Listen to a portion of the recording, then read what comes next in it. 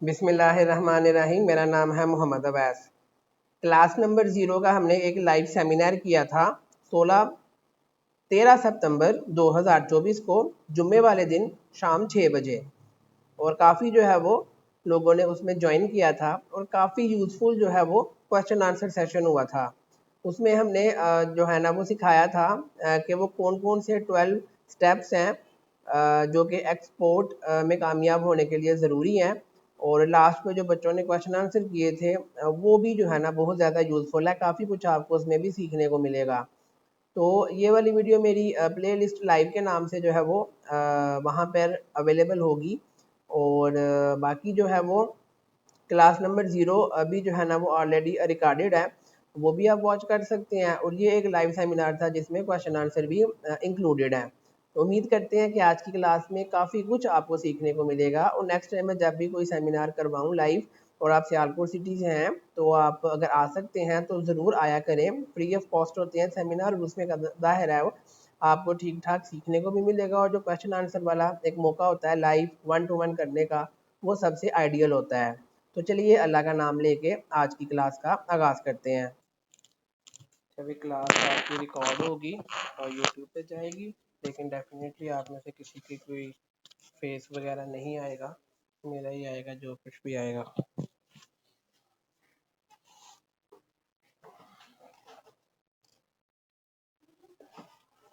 तो आप में से जो मुसलमान है वो कोई छोटी सी तिलावत कर दे, अल्लाह का नाम लेके स्टार्ट करें, कोई बरकत नाज़िल हो। चलें।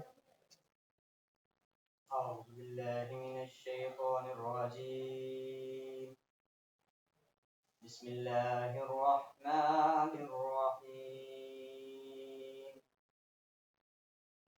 या अय्यतुहन नफ्सुल मुतमइन्नह इरजिई इला रब्बिकी रादियतम मर्दियह फदखुली फी इबादी वदखुली जन्नती। सदाकल्लाहुल अज़ीम। जज़ाकल्लाह। अच्छा भाई, अपना अपना इंट्रोडक्शन करवा दें कि आपका क्या नाम है, क्या करते हैं, और आज के सेशन में आप क्या एक्सपेक्ट कर रहे हैं कि क्या क्या आपको सीखने को मिलेगा, और लाइफ में आगे क्या करना चाहते हैं, ताकि थोड़ा मुझे आइडिया हो जाए, उसके अकॉर्डिंग फिर आपको गाइड किया जा सके। तो जिन्होंने तिलावत की है आपसे स्टार्ट करते हैं, बताइए। मेरा नाम मोहम्मद अली है। मैं कसूर से यहाँ पर सरूर से आए हैं यहाँ पे? वैसे कसूर से लेकिन स्टडी के सिलसिले में इधर ही अच्छा अच्छा, ठीक है। तो इंशाल्लाह बिजनेस माइंड अपना, हम्म। तो बिजनेस से कुछ लोगों ने गाइड किया, अपने कोड एक्सपोर्ट में थोड़ा इंटरेस्ट किया, तो कुछ लर्निंग भी दिया, तो मुझे लर्निंग के लिए आपके पास है। इंशाल्लाह आपको ठीक है। डिग्री किया है, कुछ अच्छा मिलना है सीखने। चलें, इसमें ये बताएं कि आपकी फैमिली में कोई है जो ऑलरेडी एक्सपोर्ट वगैरह करता हो? नहीं, ठीक है। फर्स्ट पर्सन है। कोई यार दोस्त, कज़न? यार दोस्त मैन्युफैक्चरिंग करते हैं, मतलब काम करते हैं, लोकली करते हैं? हाँ जी, कजन। ठीक हो गया। वैसे इस फील्ड में कोई नहीं है, आईटी फील्ड में कोई नहीं। ठीक है, तो एक्सपोर्ट में क्या आइटम एक्सपोर्ट करना चाह रहे हैं? अभी तक जो लर्निंग किया उसे यही है कि मुझे सीखने को मिला कि जो स्पोर्ट्स वेयर है ये इजी है, शुरू से स्टार्ट करना चाहिए। ठीक है। बाकी चीज़ें के लिए थोड़ा खर्चा भी ज़्यादा चाहिए, लाइसेंस वगैरह, तो ये इजी है, तो स्टार्ट इसी से। तो कोई है आपके मतलब आपको ऑर्डर वगैरह आएगा तो मैन्युफैक्चरिंग कहाँ से करवाएंगे? ये मेरे कज़न है अच्छे, उनका अपना यूनिट है? नहीं ठीक। अपना नहीं है, मतलब वो फोरमैन लेवल पे तो करवा। फोरमैन मतलब कि किसी के पास वो काम कर, ये फर्म है अच्छी खासी, काम करते हैं वहाँ पे? सही सही सही, ठीक हो गया। चले, माशाल्लाह, गुड है जी जनाब। मेरा नाम असल में लीला सेकंड ईयर में पढ़ता है, तो स्कूल में इंटरेस्ट लिया था, कज़न वगैरह करते हैं तो उससे करते हैं, तभी एक मंथ हो गया स्टार्ट किया। स्टार्ट कर दिया हुआ है? तो किस आइटम को लेके चल रहे हैं? क्या? क्लॉथिंग में? ठीक हो गया, ठीक हो गया। चले माशाल्लाह गुड है। तो सैंपल भेजा है अभी बाहर। अच्छा चलें इंशाल्लाह गाइड करते हैं आपको। जी जनाब। माशाल्लाह।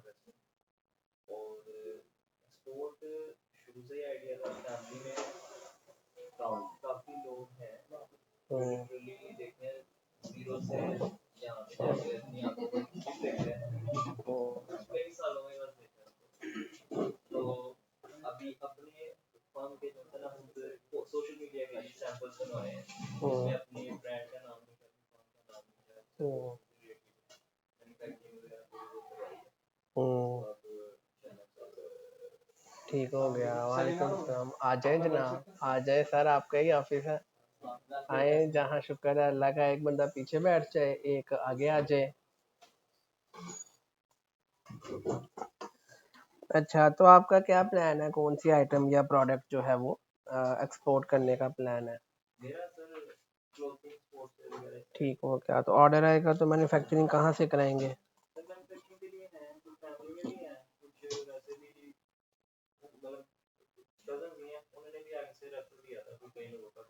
वो खुद एक्सपोर्ट करते हैं? ठीक है, यूनिट वगैरह है उनका, आपकी हेल्प आउट वहाँ से हो जाएगी। चलें माशाल्लाह गुड है। जी जनाब आप।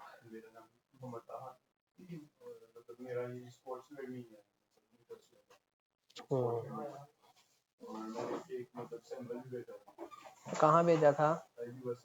चले माशाल्लाह गुड है। उसके बाद नहीं कोई हिसाब किताब बना उन्होंने? अच्छा नहीं, जो पहले सैंपल भेजा उसका रिप्लाई नहीं आया? अच्छा ये भी रिसेंटली भेजा है। चले चले गुड लक आपको, माशाल्लाह गुड है। जी जी क्वेश्चन आंसर सेशन लास्ट पे रखेंगे।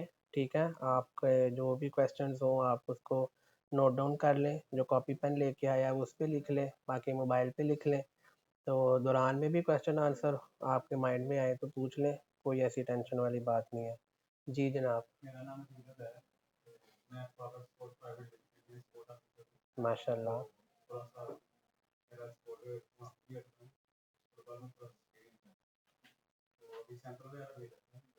माशाल्लाह।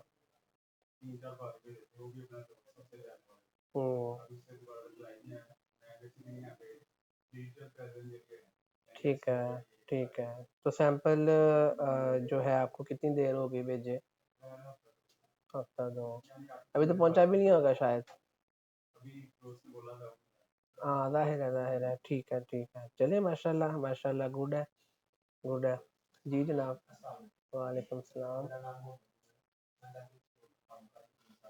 माशाल्लाह।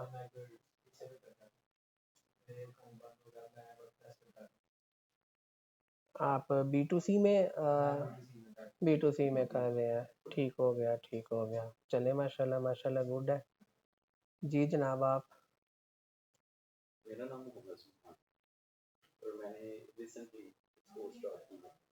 ठीक है। नहीं कोई सैंपल वगैरह भेजा है या अभी उससे भी पिछली स्टेज है? ठीक है, तो फैमिली में है कोई जो ऑलरेडी करता हो? तो क्या आपका प्लान है, कौन सी आइटम या प्रोडक्ट करने का प्लान है? ठीक है, तो ऑर्डर आएगा तो मैन्युफैक्चरिंग कहाँ से कराएंगे? तो उनका अपना यूनिट है? ठीक हो गया। चलिए माशाल्लाह गुड है बेस्ट है। जी जनाब। वालेकुम सलाम।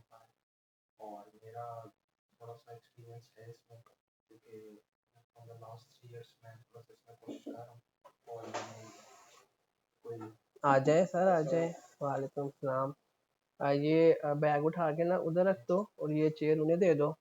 आ जाओ, आ जाए सर, घबरा ही गए हैं। आ जाए सर आ जाए, आपके लिए हम जगह बना रहे हैं।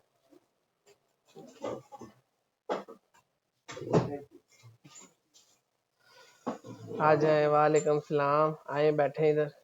वालेकुम सलाम मोहतरम।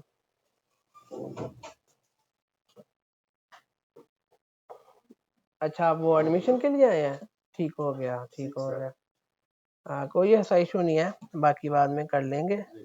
ठीक है, अभी तो मेरा सेमिनार चल रहा है, वो आएगी मंडे को। तो उस टाइम फिर मैं वो सारा उसको रसीद वगैरह आपको दे दूंगा। ठीक हो गया। ओके, अल्लाह हाफिज़। जी बताइए। हाँ अच्छा, आपका हो गया था, आपके बारे से। तो मैं कोई 5 से 6 सैंपल्स भेज चुका था पहले, और मैं 200 यूनिट्स के कोई हुडीज थी, और वो मेरा क्लाइंट था यूएस बेस्ड, उसकी मैं शिपमेंट से भेज चुका हूँ। लेकिन आहिस्ता आहिस्ता वो क्लाइंट मेरे से किसी रीजन की वजह से ड्रॉप हो गया, हमारे एंड से मिस्टेक, और उसके बाद हम लोगों ने मैंने फिर दोबारा कोशिश की, दोबारा डीएम्स का वॉल्यूम बढ़ा दिया, जब 50 का 100 कर दिया, ईमेल मार्केटिंग भी शुरू कर दी। ठीक है, लेकिन मुझे लगता है मार्केट सैचुरेटेड की वजह से ना, मार्केट बहुत सैचुरेटेड हो गई, जिसकी वजह से स्कैम बढ़ गया था, और काम देने वाले कम थे और लेने वाले ज्यादा थे। उसकी वजह से ये जो प्रोडक्ट है होजरी बेसिकली गारमेंट्स है, इसमें मुझे लगता था स्कोप थोड़ा कम हो गया। फिर मैं एक ऐसा टाइम आया कि फटअप होकर मैंने बिल्कुल इसको छोड़ दिया, लेकिन अब मैं दोबारा शुरू करना चाह रहा हूँ, लेकिन मेरा एक्सपीरियंस इसमें थोड़ा सा मेरे हिसाब से थोड़ा बुरा रहा है। ठीक है, लेकिन अगर आप ये भी कहें कि शुरू में अगर अच्छा है तो ये भी कोई बात छूट नहीं। तो आपको आप मुझे कोई ऐसी कोई अपने एक्सपीरियंस के मुताबिक ऐसी प्रोडक्ट रिकमेंड कर सकते हैं जिसके अंदर अभी भी थोड़ा सा गैप हो मार्केट गैप, तो मुझे लगता है होजरी के अंदर अभी फिलहाल मार्केट गैप नहीं बचा, हाँ वो वो बहुत ज्यादा। इसी चीज़ों को ही आज करना है डिस्कस।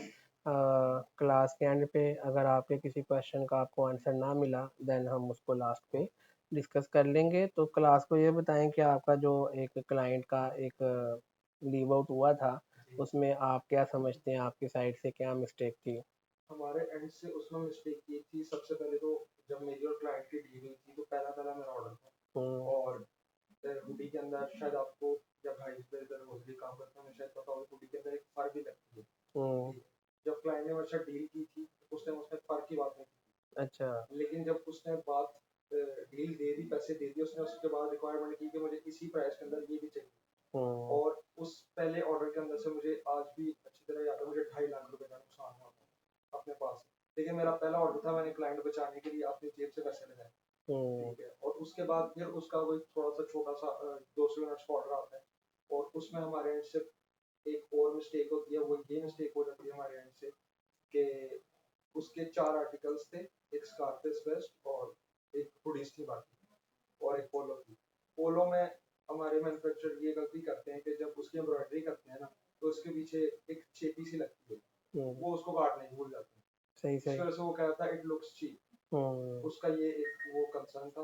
बाकी वो 2 प्रोडक्ट्स पे राजी था, एक पे राजी नहीं था। नहीं, उसका वो जो उसने चीप बोला, उसको आपने फोटो दिखाई थी या भेज दिया था? भेज दिया ओके, हो गया। था, और मैंने उसको क्लेम की ऑफर दी थी, लेकिन क्लेम को अच्छा, दो चीज़ें हैं। पहला ये कि जो आपका पहला क्लाइंट था, ठीक है, ये दोनों एक ही क्लाइंट थे या डिफरेंट थे?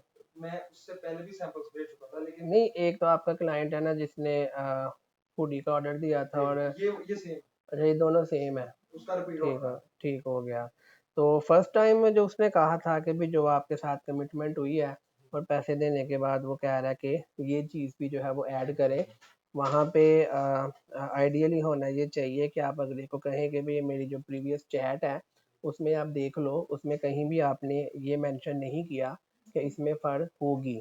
अगर आप फ़र्क चाहते हैं तो उसकी प्राइस डिफरेंट होगी, और उसकी ये प्राइस है, इतने एक्स्ट्रा है, वो आप मुझे प्रोवाइड कर दें।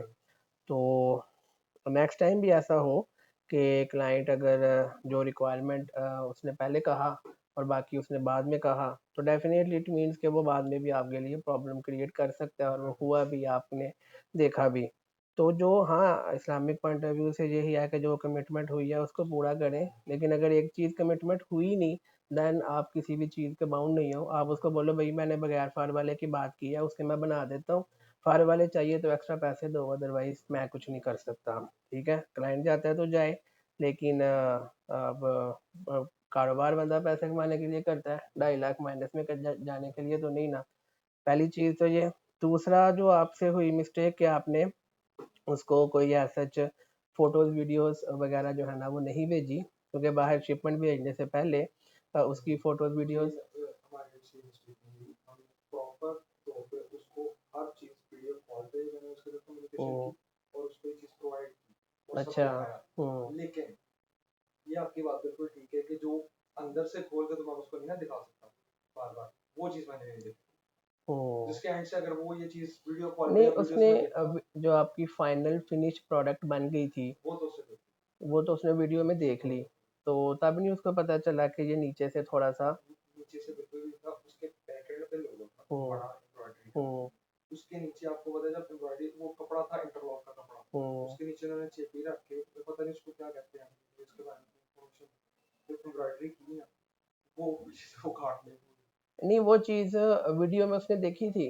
वो चीज वीडियो में आ ही नहीं सकती क्योंकि वो हाँ। अंदर वाली साइड पे हाँ तो वो मतलब शर्ट के इन साइड पे ना। इनसाइड। हाँ सही हो गया, सही हो गया। तो वो फिर यही है कि शर्ट और बंदा उल्टी करके ही उसको दिखाते, हाँ देन ही उसको पता चलना था कि ये चीज़ है। और वो आपके मेकर की साइड से एक मिस्टेक। वो थी।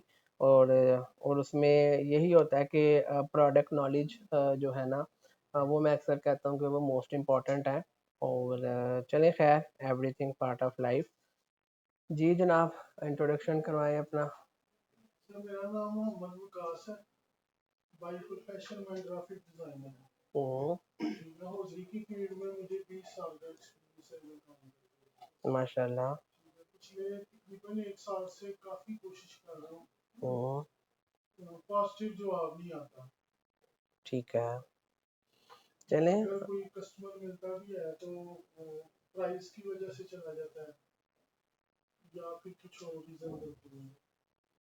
ठीक हो गया, ठीक हो गया। चलें, ये सारी चीज़ें आज हमने करनी है डिस्कस। तो जो आप सबके माइंड में जो जो भी क्वेश्चन है, अगर वो क्लास के एंड तक क्लियर ना हुए, देन लास्ट पे तो क्वेश्चन आंसर सेशन होगा, उसमें फिर आप पूछ लेना। ठीक है। हाँ जी, बिस्मिल्लाहिर्रहमानिर्रहीम। मेरा नाम है मोहम्मद अवैस और आज सबको वेलकम है आज के सेशन में। दरवाज़ा अगर आप बंद कर दें, आगे बाहर से थोड़ा शोर कम अंदर आए। 12 जो है ना, वो हमने स्टेप्स का एक सेमिनार बनाया कि 12 कौन कौन से ऐसे स्टेप्स हैं जो कि एक अकॉर्डिंग टू अस एक कामयाब एक्सपोर्टर बनने के लिए ज़रूरी है। तो स्टेप बाय स्टेप इसको आज डिटेल में देखेंगे। स्टेप नंबर 1 है कि जो है ना, एक्सपोर्ट के बारे में आपको नॉलेज होना चाहिए कि एक्सपोर्ट क्या चीज़ है और किस बला का नाम है।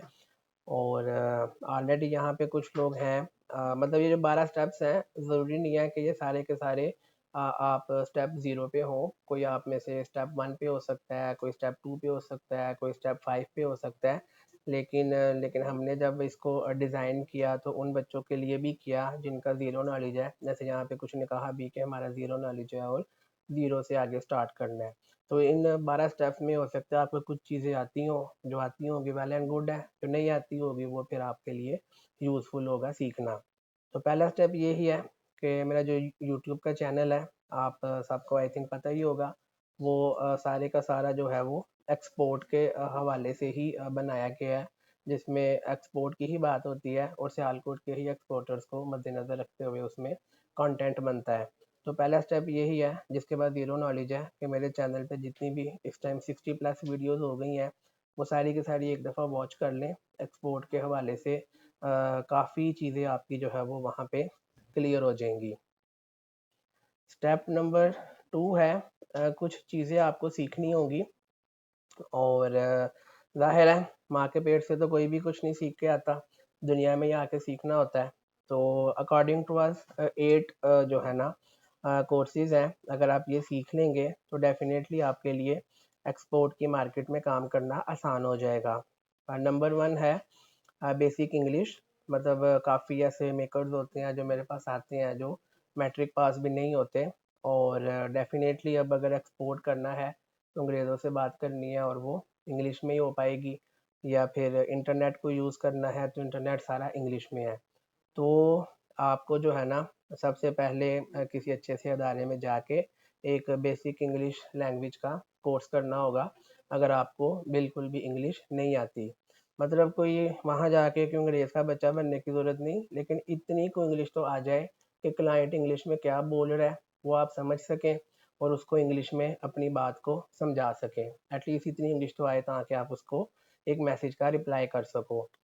और अभी किसी अदारे का तो हम नाम नहीं लेंगे वीडियो में, क्योंकि ज़ाहिर है यूट्यूब पे भी जानी है। लेकिन आपको जो भी एक बेहतर अदारा लगे सियालकोट में, वहाँ से महीने का 2 महीने का जो भी है एक आप बेसिक इंग्लिश का कोर्स कर लें। अगर आपको ऑलरेडी इंग्लिश आती है, वेल एंड गुड है। स्टेप नंबर 2 है कंप्यूटर स्किल्स। डेफिनेटली काफ़ी लोग ऐसे होते हैं जो कि मोस्टली 30+ जो मेकर्स होते हैं, उनको ना तो ज़्यादा पढ़े लिखे होते हैं ज़्यादातर, और ना ही उनको ऐसा कोई कंप्यूटर या लैपटॉप यूज़ करना आता है। लेकिन एक्सपोर्ट का काम करने के लिए तो आपको ज़ाहिर है कंप्यूटर या लैपटॉप चलाना आना चाहिए। तो उसका बेस्ट वे यही है कि आप किसी भी अदारे से जाके एक बेसिक कंप्यूटर का जो है वो एक कोर्स कर लें, ताकि आपको बेसिक पता चल जाए कि कंप्यूटर चलाना कैसे है, काम कैसे करना है, इंटरनेट कैसे यूज़ करना है, ईमेल आईडी कैसे बनानी है। जिनको ये चीज़ें आती हैं डेफिनेटली वो तो ठीक है, लेकिन जिनको नहीं आती, ज़ीरो नॉलेज है, तो कंप्यूटर या लैपटॉप आपको चलाना आना चाहिए। वो आएगा तो ही आगे से जो है वो सारे का सारा काम चलेगा।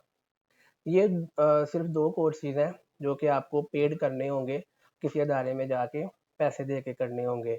बाकी सारे के सारे जो है ना वो आप फ्री में सीख सकते हैं। थर्ड वन है ग्राफिक डिज़ाइनिंग। ठीक है, ग्राफिक डिज़ाइनिंग आपको सीखनी होगी यूट्यूब से, किसी भी चैनल से सीख सकते हैं। बाकी मेरे चैनल पे भी इंशाल्लाह एक प्लेलिस्ट आएगी जल्दी, जिसमें ग्राफिक डिज़ाइनिंग के हवाले से आपको काफ़ी कुछ सिखाया जाएगा। ये आप यूट्यूब से फ्री में सीख सकते हैं, और आपने इतनी को डिज़ाइनिंग सीखनी है, स्पेशली स्पोर्ट्स वेयर हौजरी में जो है वो ये चीज़ काफ़ी आपको यूज़फुल होगी, क्योंकि वहाँ पे क्लाइंट जो है वो मॉकअप मांगता है। मॉकअप का मतलब होता है कि भी मेरा जो कंपनी का लोगो है, ये जो प्रोडक्ट है, इसके ऊपर लगा के मुझे दिखाओ, ताकि मुझे पता चले कि ये आइटम कैसी दिखेगी। तो उसमें अगर आपको डिज़ाइनिंग नहीं आती होगी तो आप किसी डिज़ाइनर पे डिपेंडेंट होंगे, और जब भी वो मौका मांगेगा आपको उसको मैसेज करना होगा कि यार मुझे जो है ये डिज़ाइन बना दो। अब उसमें भी 2 चीज़ें हैं, अगर तो कोई आपका यार दोस्त होगा, मे बी वो आपको फ्री में कर दे, लेकिन वो लेकिन डिले भी हो सकता है। लेकिन अगर नहीं कोई भी, तो किसी ज़ाहिर है डिज़ाइनर से करवाएँगे तो वो आपको हर दफ़ा जो है वो सेपरेट चार्ज करेगा, तो काफ़ी आपके लिए मामला एक्सपेंसिव हो जाएगा। तो बेस्ट यही है कि अगर आपको बेसिक ग्राफिक डिज़ाइनिंग आती हो, स्पेशली अडोबी इलस्ट्रेटर का सॉफ्टवेयर अगर आपको यूज़ करना आता हो, तो देन जो है ना मॉकअप वगैरह अगर वो मांगे तो आप 5 मिनट में खुद ही जो है वहाँ पे जाके थोड़ी बहुत एडिटिंग करके उसको उसी टाइम मॉकअप भेज सकते हैं। नहीं तो फिर ज़ाहिर है आपको किसी से करवाना होगा, 6 घंटे भी लग सकते हैं, 12 घंटे बाद भी वो आपको दे सकता है, 2 दिन बाद भी दे सकता है। तो फिर क्लाइंट ज़ाहिर है जितना लेट उसको भेजेंगे, उतना उसको लगेगा कि यार आप कोई ऐसा जो वो प्रोफेशनल बंदे नहीं है। तो ये चीज़ जो है वो आपके लिए यूज़फुल होगी आपकी एक्सपोर्ट के बिज़नेस में। फोर्थ वन है वीडियो एडिटिंग।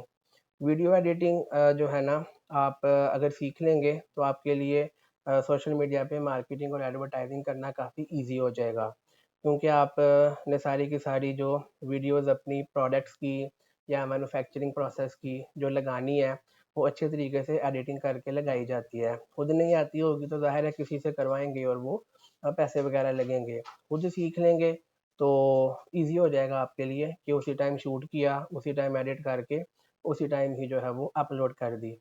तो ये भी जो है ना आप वीडियो एडिटिंग भी यूट्यूब से कहीं से भी फ्री में सीख सकते हैं। बाकी मेरे चैनल पे भी इंशाल्लाह इसकी प्लेलिस्ट आएगी, वहाँ से भी आप जो है वो सीख सकते हैं। फिफ्थ वन कोर्स है वर्डप्रेस का। यहाँ पर एक भाई ने बताया भी था कि वो वेब डेवलपर है वर्डप्रेस के। तो वर्डप्रेस क्या होता है, एक सीएमएस है, कंटेंट मैनेजमेंट सिस्टम, जिसमें आपकी वेबसाइट डिज़ाइन होती है फ्री में। सिर्फ डोमेन होस्टिंग आपने बाई करनी होती है ईयरली बेसिस पे। बाकी आप इस पे जो है वेबसाइट अपनी अच्छे से बना सकते हैं। इसको सीखने का ना सीखने का लॉस यही है कि आपको किसी डेवलपर से वेबसाइट बनवानी पड़ेगी, और ठीक ठाक वो फर्स्ट टाइम भी पैसे लेगा, और फ्यूचर में जब भी आप उसमें कुछ चेंजिंग वगैरह करवाएंगे तो हर चेंजिंग के भी वो पैसे लेगा। लेकिन खुद सीख लेंगे तो एक तो वेबसाइट भी खुद बना लेंगे, वो भी पैसे बचेंगे, और सेकंड ये है कि फ्यूचर में कभी भी आपने उसमें चेंजिंग करनी हो, कोई आइटम ऐड करनी हो, रिमूव करनी हो, कोई ब्लॉग आर्टिकल ऐड करना हो, कोई पेज ऐड करना हो, हेडर फुटर में चेंजिंग करनी हो, आप खुद ही कर सकते हैं। आप किसी पे जो है वो डिपेंडेंट नहीं होंगे। तो ये कोई इतना मुश्किल चीज़ भी नहीं है। ज़ाहिर है आपने ये जो चीज़ें मैं बता रहा हूँ ना, डिज़ाइनिंग, वीडियो एडिटिंग, वर्डप्रेस, ये आपने कोई बहुत वीआईपी लेवल की नहीं सीखनी, इतनी कुछ सीख लें कि अपना काम फ्री में कर सकें। यानी कि महीना 2 महीना लगा के इतनी कुछ सीख लें कि आप किसी पे डिपेंडेंट ना हो और ना ही आपको हर दफ़ा जो है वो किसी को पे करना पड़े। नंबर 6 है social media marketing and advertising. ये तो लाजमी सीखनी पड़ेगी, क्योंकि इसके बगैर जो है वो क्लाइंट फाइंड करना आजकल काफ़ी मुश्किल है। जैसे यहाँ पर एक भाई ने बताया या दो भाइयों ने बताया कि वो ऑर्गेनिक तरीक़ों से काम कर रहे हैं, लेकिन रिस्पॉन्स वैसा नहीं आ रहा। ऑर्गेनिक तरीके से क्या मतलब है कि आप गूगल पे जाके कंपनीज़ को सर्च करते हैं, उनकी वेबसाइट ओपन करते हैं, वहाँ से उनकी ईमेल निकालते हैं और ईमेल करते हैं, या इंस्टाग्राम पे गए, कंपनीज़ को सर्च किया और वहाँ उनको मैसेजेस किया। तो ये जो काम है, ये कोरोना 2019 से पहले तक तो कामयाब थे, ईमेल का जवाब भी आ जाता था और इंस्टाग्राम मैसेज का रिप्लाई भी आ जाता था।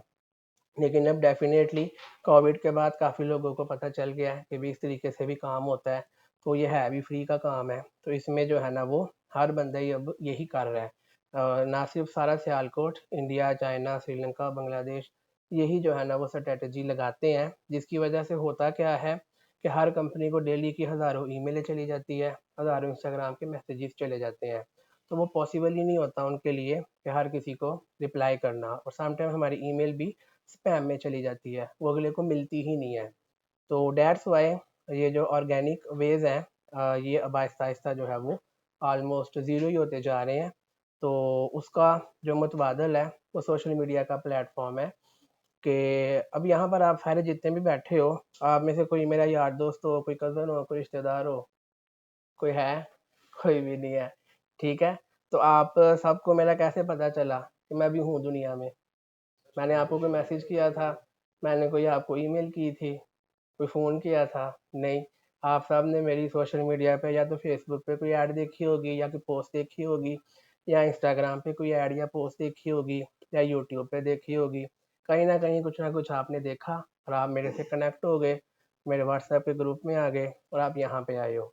अगर मैं सोशल मीडिया पे ना होता, आपको व्हाट्सएप पे मैसेज करता कि भई मैं भी हूँ दुनिया में, आपने कहना था क्या वेला बंदा है मुझे ही मैसेज कर रहा है। तो आपने यहाँ कभी नहीं आना था। तो ये पावर है सोशल मीडिया की कि आप अपने कारोबार को बढ़ाने के लिए जो है ना दुनिया को बताते हैं कि आप कौन हैं, क्या करते हैं। बेशक आप जो प्रोडक्ट बना रहे हो वो बड़ी अच्छी है, लेकिन जब किसी को बताओगे ही नहीं कि आप क्या बनाते हैं, तो किसी को कैसे पता चलेगा कि भी सियालकोट के फलां जगह पे एक बंदा बैठा है, बड़ी अच्छी आइटम बनाता है। बताना पड़ेगा, और बताने का मतलब जो है वो मार्केटिंग है। इस्लामिक पॉइंट ऑफ व्यू से इसको आप तबलीग भी कह सकते हैं। मिसाल के तौर पे अगर आप मार्केटिंग अच्छे से सीख लेते हो, तो ना सिर्फ आप अपने कारोबार को बढ़ा सकते हो, जब ज़िंदगी में दिल करे तो इसको इस्लामिक पॉइंट ऑफ व्यू के लिए भी कोई अगले जहान के लिए भी कोई चार नेकियां इकट्ठी करने के लिए कर सकते हैं कि भी सोशल मीडिया के थ्रू आप दीन इस्लाम की तबलीग कर सकते हैं, और वहाँ से भी जो है वो आपका ज़ाहिर है लोग वॉच करेंगे, अच्छी अच्छी बातें, और सवाब भी मिलेगा ना। और इस्लाम में भी किसी को आपने अपने मज़हब के बारे में बताना है कि अच्छा मज़हब है, इसमें जॉइन करें, उसको तबलीग कहते हैं, और इंग्लिश में उसको मार्केटिंग कहेंगे। तो ये सोशल मीडिया मार्केटिंग जो है आपको दीनों दुनिया दोनों में जो है वो काम देगी। तो ये आपने लाजमी सीखनी है, इसके बगैर गुजारा नहीं है। इसमें बहुत ज़्यादा प्लेटफॉर्म्स आते हैं, Facebook, Instagram, LinkedIn, Twitter, Pinterest, TikTok, YouTube, Snapchat, ये तो टॉप 10 के प्लेटफॉर्म्स हैं। और भी जो भी प्लेटफॉर्म हो या फ्यूचर में आए, वो आपको सीखने होंगे, ताकि वहाँ पे हम किस तरीके से अपनी कंपनी की मार्केटिंग वगैरह एडवर्टाइजिंग कर सकते हैं। तो ये वाला कोर्स भी मेरे यूट्यूब चैनल पे अवेलेबल है। फेसबुक, इंस्टाग्राम की ऑर्गेनिक मार्केटिंग की तो क्लासेस आ चुकी हुई हैं, और मेटा एडवर्टाइजिंग की मैं आज शूट कर रहा था, आधी हुई, फिर आप लोग आ गए, बाकी आधी आई थिंक कल ही होगी। तो वो भी इंशाल्लाह नेक्स्ट वीक अपलोड हो जाएगी, और भी जो प्लेटफॉर्म है वो भी सारे के सारे मेरे चैनल पे आ जाएंगे। वहाँ से आप सोशल मीडिया मार्केटिंग सीख सकते हो, या किसी भी चैनल से सीख सकते हो। तो ये कोर्स आपने करना है। उसके बाद 7 नंबर पे एसईओ, सर्च इंजन ऑप्टिमाइजेशन। ये किस बला का नाम है कि गूगल पे जब हम जाके कोई भी कीवर्ड लिखते हैं, उस कीवर्ड के नीचे गूगल हमें कुछ वेबसाइटें शो करवाता है। तो वो कौन सी वेबसाइटें होती हैं? वो वाली वेबसाइटें होती हैं जिनमें वो पर्टिकुलर कीवर्ड जो है वो यूज़ हुआ होता है। मिसाल है, आपने लिखा लेदर जैकेट इन न्यूयॉर्क, तो वहाँ पे वही वेबसाइटें शो होंगी जो कि न्यूयॉर्क की होंगी, और उन्होंने अपनी वेबसाइट पे लेदर जैकेट का कीवर्ड ऐड किया होगा। अगर वो ना करते तो उन कीवर्ड पे उनकी साइट कभी भी शो ना होती। तो ये भी चीज़ आपको सीखनी होगी कि किस तरीके से आप गूगल पे अपनी वेबसाइट्स को डिफरेंट डिफरेंट तरीक़ों पे रैंकिंग करवा सकते हैं। और इसकी भी जो है वो ये भी फ्री में आप सीखेंगे यूट्यूब से, या मेरे चैनल पे भी जो है वो इसकी क्लासेस आ जाएंगी। Last one, Google ads. Google ads का मतलब है कि गूगल पे और यूट्यूब पे किस तरीके से आपने एडवर्टाइजिंग करनी है और लोगों तक अपना जो है वो पैगाम पहुंचाना है, इसकी भी क्लासेस आ जाएंगी। तो ये 8 सारे के सारे वो कोर्सेज हैं जो कि आपको अगर आप सीख लेंगे तो आप सारे काम फ्री में कर सकते हैं, किसी पे डिपेंडेंट नहीं होना पड़ेगा। लेकिन अगर बहुत ज़्यादा पैसा है किसी के पास तो कुछ भी ना सीखे, हर काम के लिए आप बंदा हायर कर सकते हैं। 2 ही ऑप्शंस होती हैं दुनिया में, या तो आप काम करके पैसे कमाते हैं, या आप पैसे कमाने के लिए दूसरों को हायर कर लेते हैं। मतलब एक प्रोजेक्ट 50,000 का पकड़ा, 25 का किसी से करवा लिया। तो इट्स अप टू यू कि अगर आपके पास क्या आपने खुद सीख के, अगर रिसोर्सेज लिमिटेड है, पैसे कम है, तो खुद सीख के खुद ही फ्री में काम करें। लेकिन अगर पैसा अन्य हुआ है तो फिर कुछ भी सीखने की ज़रूरत नहीं, फिर तो आप आगे से हर काम की एजेंसी अवेलेबल होती है, डिज़ाइनिंग की अलग, एडिटिंग की अलग, वेबसाइट की अलग, सोशल मीडिया की अलग। आप वो मार्केटिंग एजेंसी हायर करें और उनसे काम करवा लें, लेकिन बेटर होता है कि आप खुद सीख लें, वो बेस्ट है। और कोर्स नंबर 0 जो है ना, वो मोस्ट इम्पॉर्टेंट है। ये 8 आप सीखें या ना सीखें, वो कोर्स नंबर 0 आपको लाजमी सीखना होगा, वो आगे भी आएगा। वो है प्रोडक्ट नॉलेज। प्रोडक्ट नॉलेज का क्या मतलब है कि जो चीज़ आप बेचना चाह रहे हो, आपको उसके बारे में पता होना चाहिए कि वो चीज़ में क्या मटेरियल यूज़ हुआ है, उसमें क्या क्या वैरायटीज़ हैं, क्या क्या क्वालिटीज़ हैं, कहाँ से मिलना है, कितने का मिलना है, कितने का बेचना है, ये सारे का सारा आपको पता होना चाहिए। मोस्टली बच्चे क्या गलती करते हैं कि डायरेक्ट ही जो है ना वो बेचने की कोशिश करते हैं। जो और क्लाइंट अगर थोड़ा सा पूछ ले, मतलब मेरे पास एक बंदा आया, कहता भी मैं 1 साल से कोशिश कर रहा हूँ स्पोर्ट्स वेयर हॉजरी का, जो है मुझे क्लाइंट नहीं मिला। मैंने कहा जीएसएम क्या होता है? कहता पता नहीं। मैंने कहा 10 साल भी लगे रहो नहीं मिलना। पता है जीएसएम क्या होता है जो स्पोर्ट्स वेयर में काम करते हैं? हाँ जी, ठीक है। अब जिसको जीएसएम का भी नहीं पता उस बेचारे को क्या क्लाइंट मिलेगा? क्लाइंट ने उसने एक टी शर्ट की फ़ोटो लगा दी, क्लाइंट मिल भी गया कि भाई मुझे ये पसंद आई है, व्हाट इज़ जीएसएम? उसने सवाल पूछ लिया, तो उसको जब उसका जवाब, या वो पूछेगा कि इसमें कौन सा मटेरियल यूज़ हुआ है, कॉटन है, पॉलिएस्टर है, लाइक्रा है, क्या क्या है। अगर अगले को पता ही नहीं होगा तो कैसे जो है वो आप किसी को सेटिस्फाई कर सकोगे। तो डैट्स वाई जो मोस्ट इम्पॉर्टेंट चीज़ है वो है प्रोडक्ट नॉलेज, कि आपने जो चीज़ बेचनी है आपको ईच एंड एवरीथिंग उसका पता होना चाहिए। और वो कैसे आएगा? वो कोई यूट्यूब वीडियो देखने से नहीं आएगा। प्रोडक्ट नॉलेज लेने के लिए आपको वहाँ पे जाना पड़ेगा जहाँ पे वो प्रोडक्ट बनती है, या तो किसी फैक्ट्री में ज्वाइन कर लें प्रोडक्शन डिपार्टमेंट में, वहाँ पे आप 6 माह, साल, 2 साल लगा लें ताकि आपको नॉलेज मिल जाए, या किसी मेकर के पास जाके आप टाइम स्पेंड कर लें ताकि आपको प्रोडक्ट नॉलेज मिल जाए। तो इसके लिए ज़ाहिर है आपको सबसे ज़्यादा टाइम आपको, बाकी तो कोर्सेज आप महीने में सीख लोगे, लेकिन जो प्रोडक्ट नॉलेज है इसमें, और बाकी कोर्सेज आप हो सकता है घर बैठ के भी सीख लो, बट प्रोडक्ट नॉलेज के लिए मार्केट में भी जाना पड़ेगा, फैक्ट्री में धक्के भी खाने पड़ेंगे, और देन यू लर्न समथिंग कि भाई ये एक मैंने अब एक नॉलेज ले लिया है, अब देन जो है ना मैं इसकी मार्केटिंग कर सकता हूँ। क्योंकि एक चीज़ के अंदर बड़ी वैरायटीज़ होती हैं, बड़ी क्वालिटीज़ होती हैं, अगर आपको पता ही नहीं होगा तो आप क्लाइंट को सेटिस्फाई नहीं कर सकोगे। तो आज की क्लास के बाद जाके आपने, अगर जिसको प्रोडक्ट नॉलेज नहीं है पहले वो लो, बाकी चीज़ें बाद में है। अगर प्रोडक्ट नॉलेज नहीं है तो जितनी मर्जी मार्केटिंग कर लें, क्लाइंट के एक सवाल पे ही आप जो है वो ख़त्म हो जाएंगे। तो product knowledge is the most important thing, उसके बगैर गुजारा नहीं है। ये स्टेप नंबर 2 है। स्टेप नंबर 3 है market trends via Google trends. Google trend क्या होता है? गूगल का एक टूल है जहाँ से आप जो है ना एनालिसिस कर सकते हैं कि कौन सी प्रोडक्ट किस कंट्री में उसका क्या ट्रेंड चल रहा है और किस महीने में क्या ट्रेंड चलता है, किस साल में क्या ट्रेंड चलता है। तो जो भी चीज़ आप बेचना चाह रहे हो, गूगल ट्रेंड की भी मेरी फ्री में क्लास यूट्यूब पे अवेलेबल है, एक्सपोर्ट फ्री कोर्स में भी और क्रैश कोर्स की प्लेलिस्ट में भी, काफ़ी लंबी है, जिसमें ईच एंड एवरीथिंग सारा गूगल ट्रेंड्स का सिखाया गया है कि आपने किस तरीके से जो है ना किसी भी आइटम का किसी भी कंट्री में ट्रेंड चेक करना है, क्योंकि हर आइटम का हर कंट्री में ट्रेंड नहीं होता। तो जिस भी कंट्री में बेचना चाह रहे हैं वहाँ पे जाके चेक कर लें कि इस आइटम का क्या ट्रेंड है और यहाँ पे मार्केटिंग करनी भी चाहिए कि नहीं। तो गूगल ट्रेंड्स आपको जो है वो, और गूगल का अपना ऑफिशियल टूल है और डायरेक्टली ये जो है ना गूगल सर्च इंजन से डाटा लेते हैं, तो बहुत एक्यूरेट आपको इसमें रिजल्ट्स मिलेंगे और फ्री का टूल है, तो यहाँ से आपको मार्केट के ट्रेंड्स का पता चलता है। सेकंड है मार्केट रिसर्च, इसके लिए भी गूगल का ही अपना एक फ्री टूल है, गूगल कीवर्ड प्लानर। इसकी भी मेरी जो है ना वो एक लॉन्ग वीडियो यूट्यूब पे अवेलेबल है।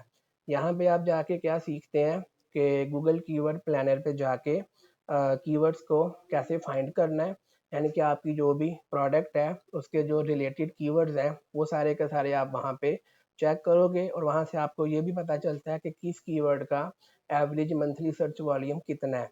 यानी एक आपने आइटम पकड़ ली, एक कंट्री पकड़ ली और उसके नीचे आपको जो है वो मल्टीपल कीवर्ड्स मिल गए और वहाँ से आपने चेक कर लिया कि किस कीवर्ड का कितना मंथली सर्च वॉल्यूम है। मिसाल है आप कंफ्यूज हैं कि मेरे पास 5 प्रोडक्ट्स हैं और मैं अमेरिका में करना चाह रहा हूँ, तो मैं कौन सी करूँ। तो वो पाँचों कीवर्ड्स आप ले जाओगे कीवर्ड प्लानर पे, तो पाँचों का आपको सर्च वॉल्यूम मिल जाएगा। अब डेफिनेटली जिसका सर्च वॉल्यूम ज़्यादा होगा उसकी डिमांड ज़्यादा होगी, जिसका सर्च वॉल्यूम कम होगा उसकी डिमांड कम होगी।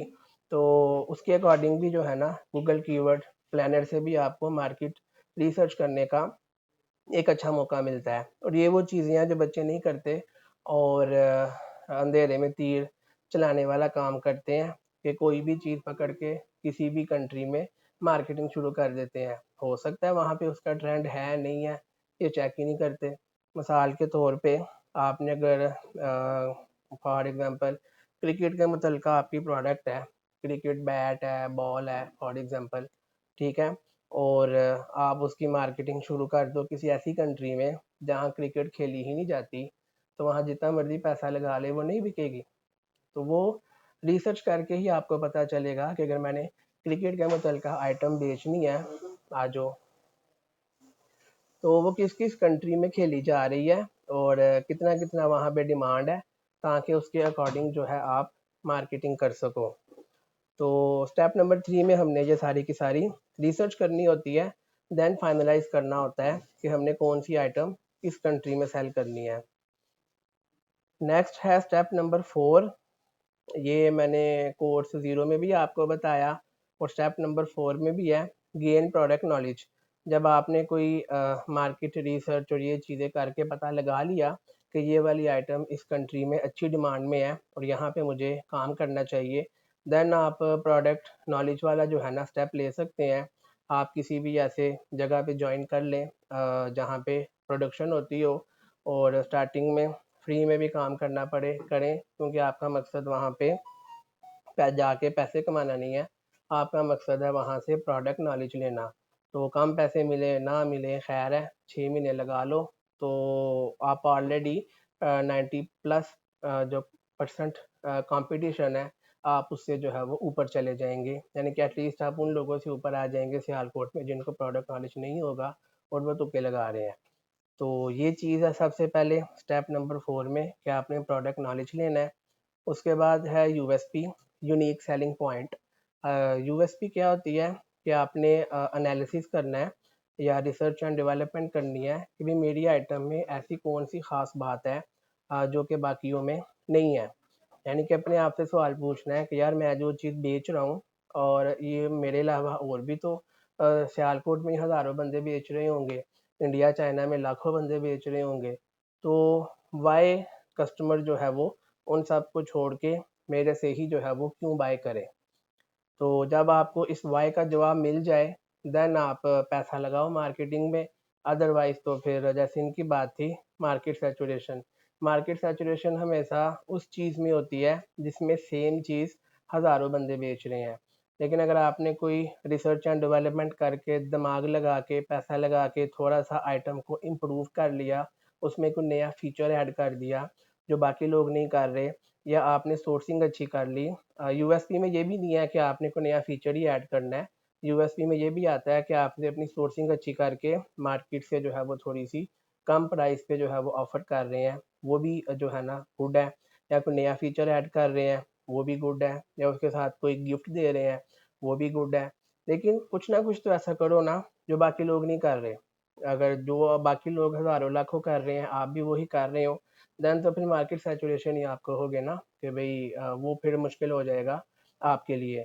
तो अपनी आइटम में यूएसपी ढूंढे कि मेरे पास कौन सा ऐसा यूनिक सेलिंग पॉइंट है जो बाकी लोग नहीं कर रहे। जब आप ऐसा ढूंढ लेंगे देन डेफिनेटली आप जो है ना वो मार्केट में इजीली सरवाइव कर सकते हैं। दुनिया जो है वो बड़ी जालिम है, एक किस्म का अखाड़ा है, ठीक है, और हर बंदा पहलवान है। तो जो है, जो पहलवान होगा ना वही पहलवान से कुश्ती करेगा, जो नहीं होगा वो एक मुट्ठी में गिर जाएगा। तो एक्सपोर्ट की दुनिया में भी आपको मार्केट में बड़े बड़े पहलवान मिलेंगे। तो अगर आप खुद पहलवान नहीं है ना, तो किसी पहलवान की मुक्की से आप वैसे ही वो आपको अखाड़े से बाहर फेंक देगा। बिल्कुल ये एक सादा सी मिसाल एक मजदूर को भी समझ आ जाएगी कि मैं क्या कहना चाह रहा हूँ। ठीक हो गया। अपने आप को पहले पहलवान बनाएं और फिर जो है ना मार्केट में कुश्ती करने के लिए जाएं, अदरवाइज तो हारेंगे ही। उसके बाद है फाइंड रिलायबल मैन्युफैक्चरर्स। आपको ऐसे जो है ना मेकर्स या मैन्युफैक्चरर्स फाइंड करने होंगे। अगर तो आपका अपना यूनिट है या आपका बजी का यूनिट है फिर तो मज़े हैं। जैसे यहाँ पे मैंने आप सबसे पूछा एक क्वेश्चन, मैंने आप में से यहाँ पे किसी से उसकी कोई तालीम नहीं पूछी। तो मैंने ये नहीं पूछा कि आपके पास कौन सी डिग्री है, या मैंने कोई ये नहीं पूछा कि अंग्रेज़ के बच्चे हैं कि नहीं, इंग्लिश आती है कि नहीं। मैंने क्या चीज़ें आपसे इंट्रोडक्शन में पूछी कि भाई आप क्या आइटम सेल करना चाह रहे हैं, और ऑर्डर आएगा तो मैन्युफैक्चरिंग कहाँ से कराएंगे। यही पूछा ना मैंने सबसे। यही मोस्ट इम्पॉर्टेंट है कि आपको जो है वो आपने मैन्युफैक्चरिंग कहाँ से करानी है। अगर तो अपना कुछ ने कहा कि हमारा अपना यूनिट है, ठीक है, जैसे ये भाई हैं ये 20 साल से कर रहे हैं, जिनका अपना यूनिट है उनके लिए तो बहुत आसानी है, प्रोडक्ट नॉलेज ऑलरेडी है उनके पास। अगर नहीं है, अगर अपने अब्बा जी का है तो वहाँ से ले लेंगे, ठीक है। उनको तो सिर्फ मार्केटिंग ही करनी है। लेकिन जिनका अपना यूनिट नहीं है उनको एक्स्ट्रा जो है ना फिर एक एफर्ट पुट करनी होगी, उनको एक्स्ट्रा एफर्ट पुट करनी होगी मार्केट में सरवाइव करने के लिए। तो अगर आपका कोई जानने वाला मेकर होगा, मैन्युफैक्चरर होगा, डेफिनेटली उससे रिक्वेस्ट करेंगे और माल वगैरह उससे तैयार करवाएंगे। लेकिन अगर वो भी नहीं है तो फिर आपको रैंडमली सिटी में कोई मेकर फाइंड करना होगा और उसे माल बनवाना होगा। और 99.99% चांस है कि वो आपको टाइम पे माल नहीं देगा। अगर मिल जाए तो घर आके शुक्राने के नफल अदा करें। और माल लेट मिलेगा, और लेट भी सही मिला तो डबल शुक्राने के नफल अदा करें। जैसे इनका क्लाइंट इसी वजह से ख़राब हुआ ना कि उसने जो है वो शर्ट की बैक साइड पे जो एक फ्लॉ था उसको ठीक नहीं किया। हो सकता है कि वो अगर ठीक काम करता तो ये आज यहाँ पे ना होते, अपना कोई सेटअप लगा के बैठे होते। एक्सपोर्ट में क्या होता है कि आपको री ऑर्डर्स आते हैं, या मतलब एक्सपोर्ट में कामयाबी के लिए आपको 1000-2000 क्लाइंट नहीं चाहिए, एक आध ऐसा क्लाइंट चाहिए अच्छा, वही आपको बाद में री ऑर्डर करता जाएगा और आपकी फैक्ट्री बन जाएगी। सियालकोट में जितनी भी फैक्ट्रीज हैं, मोस्टली फैक्ट्रीज के पास एक दो या तीन क्लाइंट्स ही हैं, लेकिन वो बड़े बड़े क्लाइंट्स हैं और उसी पे पूरी फैक्ट्री चल रही है, हज़ारों एम्प्लॉयज़ चल रहे हैं। तो हो सकता है कि इनका जो क्लाइंट ख़राब हुआ वो अगर ना होता, वो उनके साथ चलता रहता तो मज़े थे इनके। बट वो क्लाइंट किसने ख़राब कर दिया? मेकर ने। उसने अपनी मेहनत बचाने के लिए कि हर शर्ट की बैक साइड पे जाके मुझे काटना पड़ेगा, वो उसने थोड़ी सी मेहनत बचाने के लिए इनका कितने करोड़ का नुकसान कर दिया है, ये कैलकुलेट भी नहीं किया जा सकता। ये बात समझ आई कि नहीं? तो डेट्स वाई मेकर्स और मैन्युफैक्चरर रिलायबल फाइंड करना ज़रूरी है। हमें खुद मेकर तंग करते हैं, हम किसी दूसरे को क्या करें। मैंने अब एक सैंपल भेजना है बाहर, वाइट बॉल का 50 ओवर का, वो मैंने मेकर को दिया मंडे को। जो उसने पैसे मांगे मैंने कहा ठीक है तुम्हें पैसे देंगे, कब देना है, कहता है थर्सडे को। मैंने कहा ठीक है। तो कल मैं गया हूँ उसके पास। जी सलमान भाई,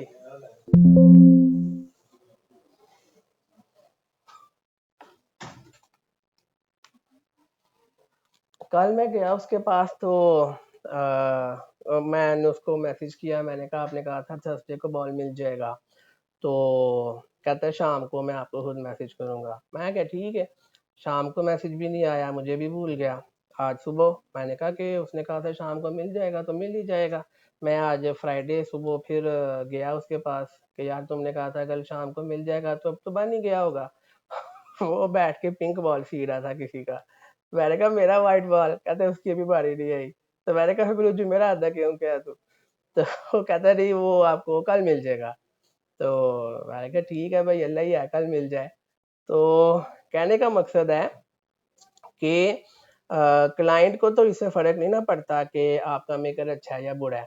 अगर आपने उसको माल लेट दिया है, उसके नज़दीक आप एक अनप्रोफेशनल बंदे हैं, आप अपनी टाइम पे कमिटमेंट पूरी नहीं कर सके, तो वो आपको दोबारा कभी भी, हाँ अंग्रेज़ों का ये भी होता है कि अगर उनके साथ आप कोई ऊंच नीच करे ना, वो कंप्लेन नहीं करते, बाद में ऑर्डर ही नहीं देते, जैसा इसके साथ हुआ। तो वो आपको बताएँगे भी नहीं कि भई इसकी तो, और इसने तो फिर भी बता दिया इसके क्लाइंट ने कि ये मिस्टेक है। मोस्टली हाँ, आप में से अक्सर लोगों ने सैंपल भी भेजे होंगे बाहर। तो अगर आपको सैंपल के बाद क्लाइंट का जवाब नहीं ना आया, इट मीन्स कि आपका सैंपल घटिया था, वो रिजेक्ट हो गया है। सीधी-सी बात है। क्योंकि अगर तो क्लाइंट प्राइस के ऊपर फेल हो ना, कि वो कहे भी आपकी प्राइस ज़्यादा है, फिर तो चलो हम सोर्सिंग में मेहनत कर सकते हैं। बट उसने को उसको सैंपल मिला और बाद में उसने कभी जवाब ही नहीं दिया, इट मीन्स कि आपका मेकर ही फारग है, उसने आपका सैंपल ही फारिग सा बना के दिया है, क्लाइंट को पसंद नहीं आया, उसने कभी भी आपको फिर मैसेज नहीं करना। उसकी भी स्ट्रैटेजीज़ होती हैं कि, लेकिन ये है कि आपको मैन्युफैक्चरर जो है, मेकर एक अच्छा सा ढूंढना होगा, रिलायबल, जो आपको टाइम पे भी माल बना दे, क्वालिटी को डाउन भी ना करे। अक्सर क्या करते हैं कि सैंपल अच्छा सा बना देते हैं, पास हो जाता है, जब लॉट की बारी आती है तो मेकर उसमें थोड़ी सी क्वालिटी को डाउन कर देते हैं। अगेन वो क्लाइंट दोबारा कभी ऑर्डर नहीं करेगा। और कुछ मेकर्स तो स्पेशल होते हैं, वो ज़ाहिर है जब आप मेकर नहीं हो तो क्लाइंट का जो लोगो शोगो है वो उसकी आइटम में प्रिंट होना है, मेकर से ही आपने करवाना है। तो कुछ मेकर स्पेशल होते हैं, वो आपका माल जानबूझ के ख़राब बना देंगे और उस क्लाइंट के साथ खुद डायरेक्ट हो जाएंगे और ईमेल कर देंगे कि भी हमसे इस प्राइस पे ले लो। और ज़ाहिर है अब आप उसकी प्राइस को तो बीट नहीं कर सकते। आपने एक मेकर से मिसाल है 1000 की शर्ट बनवाई है और क्लाइंट को 1500 की बेच रहे हैं, तो मेकर को वो 700 की पड़ी है, तो मेकर क्लाइंट को वो 900 की भी बेच सकता है और आप उसको 900 का कभी ऑफर ही नहीं कर सकते, क्योंकि आपने जब मेकर से बनवाना है उसका भी तो आपने प्रॉफिट देना है ना। तो ये चीज़ होती है। तो वो सम टाइम क्या करते हैं कि आपका ख़राब करके क्लाइंट खुद डायरेक्ट हो जाएंगे। और ये भी चल रहा है मार्केट में कि अगर वो खुद डायरेक्ट नहीं होते तो वही जो डाटा होता है वो सेल आउट कर देते हैं अपने यारों दोस्तों को या रैंडमली दूसरे लोगों को। तो बड़ी बड़ी चीज़ें होती हैं, जब आप मेकर नहीं ना होते तो फिर ये चीज़ होती है कि आप मेहनत करके क्लाइंट ढूंढ लेते हैं, लेकिन वो कहीं और से दाएं बाएं हो जाता है। तो डैट्स वाई जिनका अपना यूनिट नहीं ना होता उनके लिए तो सर्वाइवल एक्सपोर्ट की मार्केट में बहुत मुश्किल होता है और तल्ख हकीकत है। तो बहरहाल स्टेप नंबर 4 में आपने कोई इंसान का बच्चा मेकर या मैन्युफैक्चरर ढूंढना है, देन ही काम चलेगा, अदरवाइज तो दुआ ही है। स्टेप नंबर 5 है कि मोस्टली बच्चे यहाँ फेल होते हैं स्टेप 4 पे।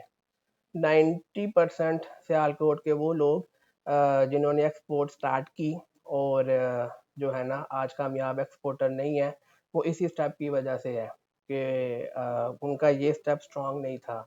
उनके पास या तो प्रोडक्ट नॉलेज नहीं था, या उनकी आइटम में कोई यूएसपी नहीं थी, या उनके पास कोई इंसान का बच्चा मेकर नहीं था। मोस्टली 90% बच्चे स्टेप 4 पे फेल होते हैं। इस पे आपने सबसे ज़्यादा काम करना है और इसी पे ही आपका टाइम भी ज़्यादा लगेगा।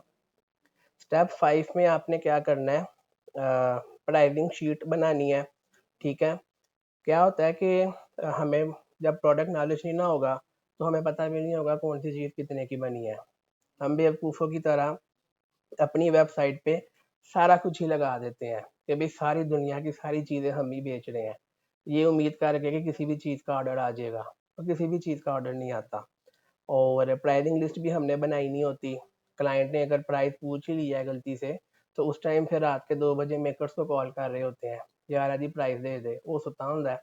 अगले दिन जाते हैं, उससे प्राइस लेते हैं, फिर क्लाइंट को मैसेज करेंगे, यानी कि इन शॉर्ट आपने क्लाइंट को कुछ 10 12 14 घंटे के बाद रिप्लाई किया, तो क्लाइंट को कंफर्म हो जाता है कि आप एक मेकर नहीं है, आपने किसी से प्राइस लेके दी है। अगर आपको खुद पता होती तो विद इन अ मिनट आप उसको कहते कि भाई ये चीज़ है, इतने की है, ताकि उसको कंफर्म हो जाता कि आपका अपना जो है ना वो यूनिट हो सकता है।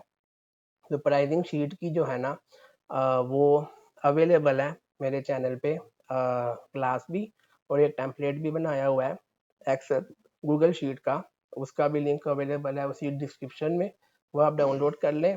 और आपने जो भी आइटम बेचनी है उसकी आपने जो है ना एक प्राइसिंग बना के प्रॉपर पूरी शीट बनानी है, ताकि कोई भी आपसे जब भी किसी आइटम की प्राइस पूछे तो आपने उसी टाइम उसको जो है वो बताना है कि ये चीज़ इतने की है। और कैटलॉग कैटलॉग वगैरह भी जब आप ग्राफिक डिज़ाइनिंग सीख लेंगे देन आपके लिए इजी हो जाएगा, कैटलॉग आप खुद भी बना सकते हैं। और नहीं तो फिर कैटलॉग एक आपके पास होनी चाहिए जिसमें वो सारी आइटम्स हों जो कि आप सेल करना चाह रहे हैं, ताकि क्लाइंट को भी पता हो कि आप एक प्रोफेशनल बंदे हैं और एक आपने कैटलॉग बनाई हुई है और उसमें ये चीज़ें जो है वो आपने इसमें लगाई हुई हैं। तो ये स्टेप नंबर 5 है। स्टेप नंबर 6 में है एक्सपोर्ट डॉक्यूमेंटेशन। अब बच्चे शुरू ही इधर से करते हैं, ठीक है।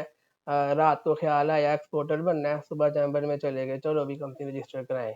और जो कोर्स करते हैं या करवाते हैं वो या तो शुरू करा देने, जो पीछे वाले स्टेप का पता ही नहीं होता, तो कैसे जो है ना वो काम चलेगा। मतलब एक बंदे ने बैट्समैन बनना है, उसको टिप नहीं करनी आती, छक्का कहाँ से मारना है उसने बॉल उसके बल्ले पे ही नहीं आ रही, उसने छक्का कहाँ से मारना है। पहले वही टिप करना तो सीख लो, छक्के बाद में लगेंगे। तो बात करने का मकसद है कि पहले वो चीज़ें पूरी करें, देन आपने डॉक्यूमेंटेशन पे आना है। आपने चैम्बर में नेम रिज़र्व करवाना है, आपने फिर एनटीएन बनवाना है, चैम्बर में कंपनी रजिस्टर करानी है, वहाँ से आपको मेंबरशिप सर्टिफिकेट मिलेगा, उसको लेके बैंक में जाना है, बैंक में अकाउंट बनवाना है, ताकि सारी की सारी चीज़ें आपकी पूरी हो और क्लाइंट को भी लगे कि आप एक रिलायबल कंपनी है, हर जगह पे रजिस्टर्ड भी है, बैंक अकाउंट भी है, तो मामला काफ़ी ईजी हो जाता है। स्टेप नंबर 7 है वेबसाइट के लिए क्या चैट जीपीटी का एक एआई टूल है या कोई भी टूल आप यूज़ कर सकते हैं, वहाँ से जो है ना आप कंटेंट उससे लिखवा सकते हैं और उस कंटेंट को आप अपनी वेबसाइट पे पब्लिश कर सकते हैं। इसको ऑन पेज एसईओ बोलते हैं। ज़ाहिर है जो आपकी वेबसाइट पे कीवर्ड्स होंगे, अगर कोई बंदा सर्च कर रहा है कोई कीवर्ड और आपकी वेबसाइट पे वो कीवर्ड होगा देन ही आपकी रैंकिंग आएगी। तो ये चैट जीपीटी और ऑन पेज एसईओ की भी क्लासेस जल्द ही आ जाएंगी। और वेबसाइट का जो वर्डप्रेस है अगर वो आपने खुद सीखा होगा तो फिर तो बहुत इजी है आपके लिए कि आप जब भी कोई आर्टिकल लिखें अपनी वेबसाइट पे खुद ही पब्लिश कर सकते हैं, किसी डेवलपर को हर दफ़ा बार बार पैसे देने की ज़रूरत नहीं होगी। स्टेप नंबर 8 है वेबसाइट क्रिएशन। इसमें तो बहुत गंदा है सियालकोट में यहाँ पे जो वेबसाइट बनाते हैं उन्होंने एक बनाई होती है वेबसाइट, ठीक है, और हर कंपनी का कॉपी पेस्ट करके वही बेची जा रहे होते हैं। तो जो है ना सेम डिज़ाइन की वेबसाइटें जो है ना वो जा रही होती हैं और डाटा भी जो है वो गूगल से दाएं बाएं से उठा के लगा देते हैं।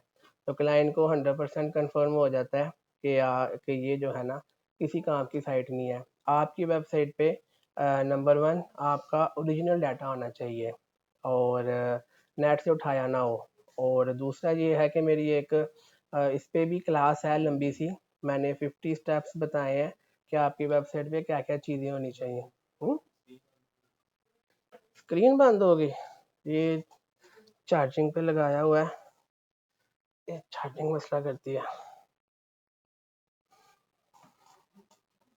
तो थोड़ी हो ही गई है। उसमें 50+ चीज़ें हैं जिसमें मैंने बताया हुआ है कि आपकी वेबसाइट पे क्या क्या चीज़ें होनी चाहिए। अगर आपने खुद बनानी है तो वो चीज़ें आप अपनी साइट पे ऐड कर लें, अगर किसी से बनवानी है देन उसको कहें कि भाई ये सारी चीज़ें जो है वो आप इसमें ऐड करें, वो एक दफ़ा वॉच कर लीजिएगा। और मेन चीज़ यही है कि आपकी वेबसाइट पे सब कुछ ओरिजिनल हो, कोई भी फ़ोटो वीडियो आपने नेट से ना उठाई हो, फैक्ट्री टूर हो, मैन्युफैक्चरिंग की फ़ोटोज़ वीडियोज़ हो, ओरिजिनल कंटेंट हो, ताकि अगले को भी पता चले कि मैं कोई ओरिजिनल चीज़ देख रहा हूँ। नेट से उठाएंगे जो अंग्रेज़ों ने शर्टें पहनी होंगी वो वाली, तो वो तो पता चल जाता है अगले को कि इसने जो है वो नेट से डाटा उठाया है, ये तो कोई रियल बंदा है ही नहीं। तो हाँ, ज़ाहिर है जब आप अपना रियल कंटेंट बनाएंगे, मैन्युफैक्चरिंग फैसिलिटी का कोई फ़ोटो वीडियो बनाएंगे, तो वो इतनी वीआईपी नहीं बनेगी जितनी आप नेट से उठाओगे, लेकिन वो इफ़ेक्टिव होगी क्योंकि अगले को कंफर्म होगा कि आपका एक अपना यूनिट है। तो जैसा भी है, अल्लाह ने जैसा बनाया है, जैसा यूनिट दिया है, उसकी तस्वीरें वीडियोस खींच के वेबसाइट पे लगाएं और सैंपल वगैरह थोड़े बनवाएं अपने ओरिजिनल, अपने कंपनी के लोगों के नाम के, उसका शूट करवा के वेबसाइट पे लगाएं, ताकि आपको जो है एक प्रोफेशनल साइट आपकी बने और आपके लिए वेबसाइट से भी क्लाइंट आना ईजी हो जाए। कॉपी पेस्ट साइट नहीं किसी से बनवानी, वो रिक्शों के पीछे फ्लैक्स लगे होते हैं 5,000 में साइट बनाएं, उससे बेहतर है ना ही बनवाएं। स्टेप नंबर 9 है सोशल मीडिया मार्केटिंग और एडवर्टाइजिंग। जब आप सारी चीज़ें कर लें उसके बाद डेफिनेटली आपने सोशल मीडिया पे सारे के सारे अकाउंट्स बनाने हैं और पेजेस बनाने हैं, ग्रुप्स बनाने हैं, उसकी प्रॉपर सेटिंग्स करनी है। वहाँ पे आपने पेड एडवर्टाइजिंग करनी होगी जिसमें आप प्लेटफॉर्म को पे करोगे और प्लेटफॉर्म आपकी टारगेट ऑडियंस को ऐड दिखाएगा, वहाँ से लोग आपसे कांटेक्ट करेंगे और वहाँ से फिर आगे जो है वो बातचीत चलेगी। स्टेप नंबर 10 है गूगल एड्स और यूट्यूब एड्स। डेफिनेटली इसमें भी आपको गूगल पे और यूट्यूब पे जो है वो ऑर्गेनिकली भी मार्केटिंग करनी होगी और एडवर्टाइजिंग भी करवानी होगी। स्टेप नंबर 11 है क्लाइंट कम्युनिकेशन। मार्केटिंग एडवर्टाइजिंग करके मैक्सिमम आप क्लाइंट को उठा के अपने जो है ना इनबॉक्स तक ला सकते हो। उसके आगे जो है ना आपकी कम्युनिकेशन स्किल मैटर करेगी। अगर आप उसके मैसेज का टाइम पे रिप्लाई नहीं कर रहे या सही जवाब नहीं दे रहे देन वो कैंसिल हो सकता है। और बेस्ट यही है आप उसको प्राइस टाइम पे नहीं दे रहे, वहाँ पे वो कैंसिल हो सकता है। तो क्लाइंट कम्युनिकेशन मोस्ट इम्पॉर्टेंट है, ताकि आप अगले को टाइम पे मैसेज का जवाब दें, ऑडियो कॉल करें या वीडियो कॉल करें।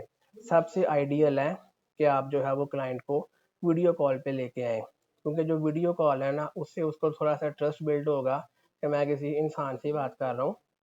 और वीडियो कॉल पे आप उसको अपना लाइव मैन्युफैक्चरिंग की जो फैसिलिटी है, यूनिट है, वो दिखा देंगे, तो उसको और ज़्यादा ट्रस्ट लेवल बिल्ड हो जाएगा कि भाई आप कोई ऐसा बच्चा नहीं हो जो अगर 16-18 साल का है और जिसने जस्ट अकाउंट बना के शुरू हो गया है।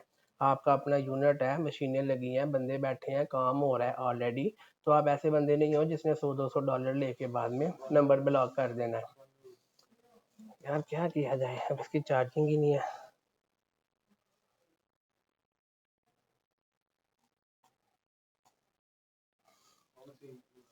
हम्म यूट्यूब के लिए भी है, ऑफर भी जाएगी, खैर देखते हैं। तो क्लाइंट कम्युनिकेशन आइडियल यही है कि आप उसको वीडियो कॉल पे ले आओ और जैसी भी इंग्लिश आती है बोलो, कोई टेंशन नहीं है। और लेकिन ये है कि वीडियो कॉल से ज़रा ट्रस्ट लेवल उसका हाई होगा और इजी हो जाएगा आपके लिए क्लाइंट को फाइनल करना। स्टेप नंबर 12 लास्ट है सैम्पलिंग। और सैम्पलिंग का मतलब है कि उसने जिस तरह की आपसे प्रोडक्ट मांगी है और जिस क्वालिटी में मांगी है उसको टाइम से और अच्छी सी बना के उसको फॉरवर्ड करें।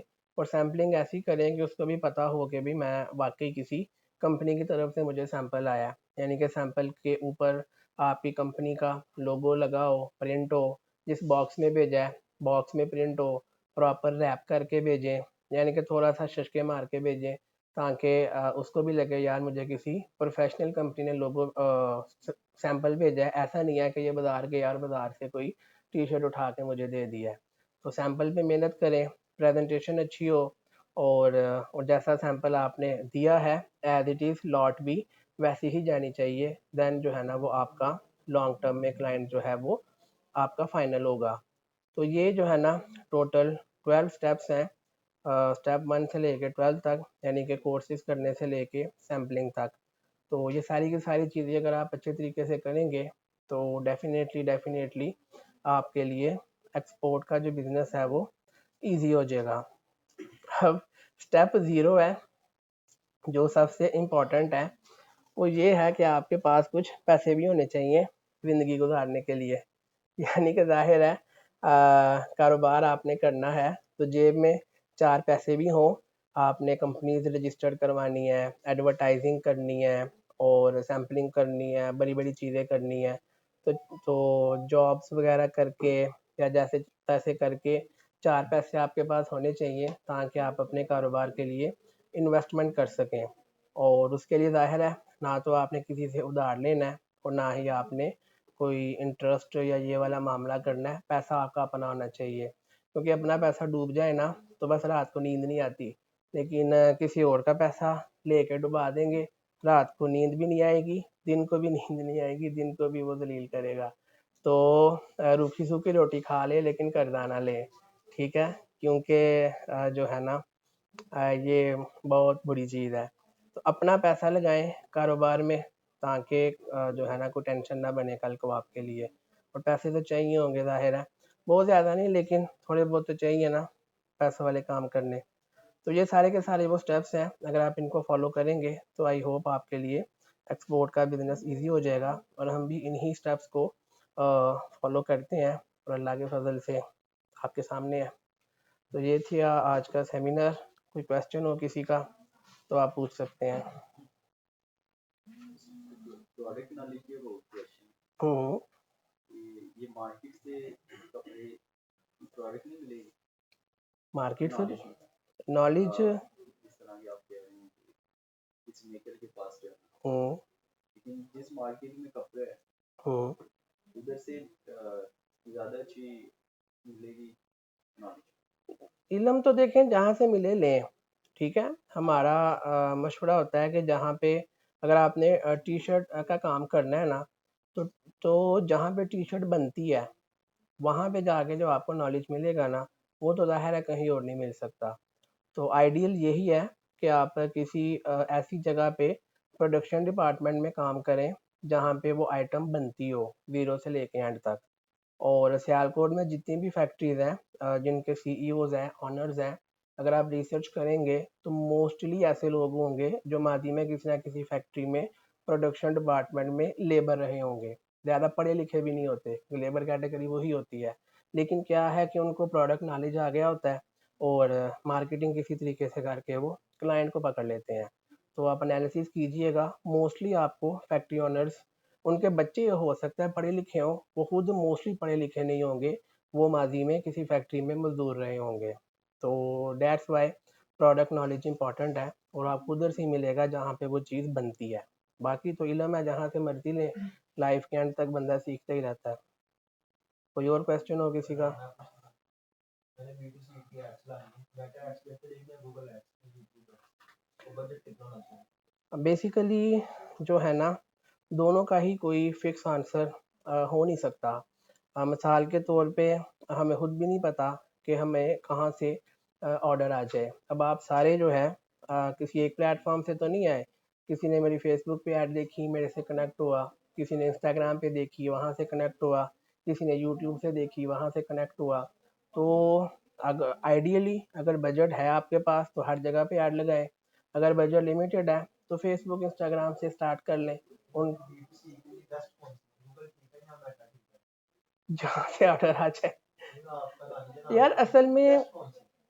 असल में पता क्या है कि वही लोग फेसबुक यूज़ करते हैं, वही यूट्यूब यूज़ करते हैं, वही इंस्टाग्राम है। मेरी प्रोडक्ट है मिनिमम $150 से शुरू, हम्म तो फेसबुक पे इतनी बड़ी प्रोडक्ट ज़्यादा नहीं मिलेगी। इंस्टाग्राम उसके लिए कर लें, यूट्यूब कर लें, ठीक है। ये दो प्लेटफॉर्म गुड है। यूट्यूब भी ठीक है, हाँ ठीक है यूट्यूब, बस आपने टारगेटिंग व्यूअर आते हैं। यार मैं आपको कह रहा हूँ कि मार्केटिंग और एडवर्टाइजिंग जितनी करें उतनी कम है, ठीक है। जितने प्लेटफॉर्म पे करें उतना कम है, जितना बजट रखें उतना कम है। दैट्स वाई इसका कोई वो फिक्स आंसर असल में ये है कि अब 5 बंदे अगर टी शर्ट बेच रहे हैं, ठीक है, और किसी को फेसबुक से ऑर्डर आ सकता है, किसी को इंस्टा से आ सकता है, किसी को यूट्यूब। अब जिसको फेसबुक से ऑर्डर आया ना उसने कहना फेसबुक बेस्ट है, जिसको इंस्टा से आया उसने कहना इंस्टा बेस्ट है। लेकिन ऑर्डर कहीं से भी आ सकता है, क्लाइंट हर जगह पे अवेलेबल है। पेमेंट मेथड B2C के लिए क्या आप लोग यूज़ करते हो? मेरा भी नहीं है ना, मेरा B2B का है। यस, उसमें वेस्टर्न यूनियन या मनीग्राम के थ्रू छोटी पेमेंट्स आती हैं और बैंक अकाउंट में बड़ी आती है। B2C में जाहिर है पेमेंट अगर आप ऑनलाइन लेना चाह रहे हो तो काफ़ी फिर वो डिफ़िकल्टीज़ हैं। हाँ, हो गया, पेपल हो गया, उसके अलावा एप्पल पे। ये चीज़ें आप जो है वो कर सकते हैं। सर इनमें से तो कोई भी जैसे पाकिस्तान में पेपर हो गया या कैश ऐप हो गया, तो उसके बाद पेमेंट की डिवाइस ये चीज़ें इनमें से कुछ सजेस्ट करेंगे आप जो डायरेक्ट आपके बैंक में यार बेसिकली आपको जाहिर है B2C के लिए तो किसी ऐसे बंदे से ही मशवरा लेना होगा। हाँ, B2B में तो अगर नॉर्मली पेमेंट अगर सैंपल की हो या छोटे ऑर्डर की हो तो वेस्टर्न यूनियन, मनीग्राम, रिया या जो भी कंपनीज पाकिस्तान में हैं वो आप करेंसी एक्सचेंज से बात कर लें और क्लाइंट को वहाँ का बता दें। और बड़ी पेमेंट हो तो आप अपने बैंक अकाउंट में जो है मंगवा, छोटी भी अपने बैंक में मंगवा सकते हैं। आइडियल तो वही है, आइडियल वही है कि आपको हर पेमेंट जो है वो आप अपने बैंक में मंगवाएं ताकि कोई FIR का रोला ना बने और साल बाद आप बैंक स्टेटमेंट के ऊपर जो टैक्स बनता है वो दे दें। सिंपल है एक्सपोर्ट के लिए पेमेंट मंगवाना। जब आप B2C में जाते हैं तब रोले हैं, B2B में तो मसला ही कोई नहीं। आपने बैंक अकाउंट बनवाना है, उसका IBAN नंबर क्लाइंट को देना है, क्लाइंट ने पेमेंट भेज देनी है, कोई इसमें मुश्किल चीज़ नहीं है। लेकिन अगर वो कह रहा है कि मैंने बैंक में नहीं भेजनी, देन उसको वेस्टर्न यूनियन या मनीग्राम की ऑप्शन दे दे और वो करेंसी एक्सचेंज वालों से जाके आप ले लें, कोई इतना तो मुश्किल है ही नहीं। क्लाइंट पे डिपेंड करता है ना, क्लाइंट पे डिपेंड करता है असल में।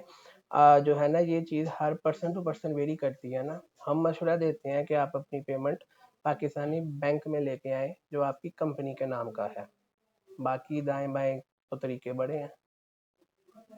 और कोई क्वेश्चन किसी का? सर B2B में हमारी जो कस्टमर ऑडियंस होती है, हम ऐड चला रहे हैं या हम मार्केटिंग ईमेल मार्केटिंग है, तो किस तरह की ऑडियंस को हमें टारगेट करना चाहिए? आपने डेफिनेटली नंबर 1 वो वाली ऑडियंस जिनका आपकी आइटम में इंटरेस्ट है वो आपने वहाँ पे कीवर्ड्स पुट करने हैं। और नंबर 2 जो बिजनेस कम्युनिटी है या जिनका इम्पो असल में हम हैं एक्सपोर्टर, तो बाहर का बंदा क्या होगा, इम्पोर्टर, ठीक है। तो इम्पोर्ट के हवाले से कीवर्ड्स उसमें टारगेटिंग में कर दें, अपनी प्रोडक्ट के हवाले से कीवर्ड्स उसमें डाल दें, बिजनेस के हवाले से कीवर्ड्स डाल दें, तो मेटा के एल्गोरिथम को समझ आ जाएगी कि आप क्या चाहते हैं और उस तरह के लोगों को फिर आपकी जो है वो ऐड दिखेगी। उसमें एक और ऑप्शन होती है डिफाइन फर्दर करके, वो मैंने शूट की है आज उसमें मेटा एडवर्टाइजिंग की क्लास में, कि आप पहले मसाला फुटबॉल बेचना चाह रहे हो तो पहला इंटरेस्ट आप डाल दो फुटबॉल का, ठीक है, और डिफाइन फर्दर करके बटन दबा के नीचे आप वहाँ पे बिजनेस या इंपोर्ट का कीवर्ड डाल दो। अब होगा क्या कि मेटा वाले उस बंदे को ऐड दिखाएंगे जिसका फुटबॉल में भी इंटरेस्ट है और उसका इंपोर्ट या बिजनेस में भी इंटरेस्ट है, फिर दोनों चीज़ें मैच होंगी, देन उस बंदे को ऐड दिखेगी। फिर वो बंदा होगा जो कि फुटबॉल को इंपोर्ट करता होगा, तो वो हमारी जो है ना वो उससे ऐड महंगी हो जाती है, लेकिन काम के बंदे जो है ना वो हमारी ऐड फिर वॉच करते हैं। सर हमें बल्क में भेजनी होती है ना, तो हमें वही बंदा चाहिए जिसका कोई स्टोर हो ऐसे ही है, बिजनेस का कीवर्ड यूज करेंगे ना, इंपोर्ट या बिजनेस, वो वाला कीवर्ड जैसे जो हम क्लाइंट को सर्च कर रहे होते हैं, तो क्या क्लाइंट्स भी सर्च कर रहे होते हैं उनको मैन्युफैक्चरर चाहिए या मतलब सप्लायर चाहिए? पहले करते थे लेकिन अब उन्हें ज़रूरत ही नहीं पड़ती सर्च करने की। हम लोग उनको इतनी ईमेलें भेज देते हैं कि उसके जवाब देने का टाइम नहीं मिलता। तो डेट्स वाई बहुत रेयर चांस है कि क्लाइंट कभी आपको सर्च करे, तो मोस्टली हमें ही जो है वो, क्योंकि हम सेलर है ना, जो बंदा बेचने वाला होता है ना एफर्ट उसी को करनी। आपकी जेब में पैसा है, बाजार में कुछ चीज़ खरीदने जा रहे हैं, आप 10 दुकानें विजिट करेंगे, जहाँ से आपको पसंद आएगी वहाँ से लेंगे। इसी तरीके से उस केस में वो इम्पोर्टर है, उसकी जेब में पैसा है, उसकी मर्जी चलनी है, उसको जहाँ से जो पसंद आएगा, आपने उसकी मर्जी पूरी करनी है। दो ही चीज़ें जो है ना फॉरनर्स को रिक्वायर्ड होती है, नंबर वन कि जो क्वालिटी उसने डिमांड की है, नंबर टू जो प्राइस वो डिमांड कर रहा है। ये दो चीज़ें आप उसको दे दो तो मेरा नहीं ख्याल कोई पीछे कोई तीसरी वजह है कि वो आपसे ऑर्डर ना करे। अगर फिर भी नहीं करता तो मसल्ले पे बैठ के दुआ ही है। ये जो सर्टिफिकेशन वगैरह हम्म मतलब मैं स्पोर्ट्स वेयर में हूँ, हम्म तो क्या वो स्पोर्ट्स वेयर के रजिस्ट्रेशन कंपनी की मांगता है या एनटीएन नंबर मांगता है या कोई क्वालिटी का जो सर्टिफिकेट मिलती है वो मांगता है client? डेफिनेटली अब ये चीज़ें क्लाइंट टू क्लाइंट वेरी करती हैं। कुछ क्लाइंट्स Mostly तो स्पोर्ट्स वेयर में तो मोस्टली आईएसओ के नहीं मांगते, लेकिन जो लगता भी है तो आईएसओ 9001 से जो क्वालिटी वाला है काम चल जाता है। सर्जिकल में ज़्यादा इशू होता है। और कोई क्वेश्चन किसी का?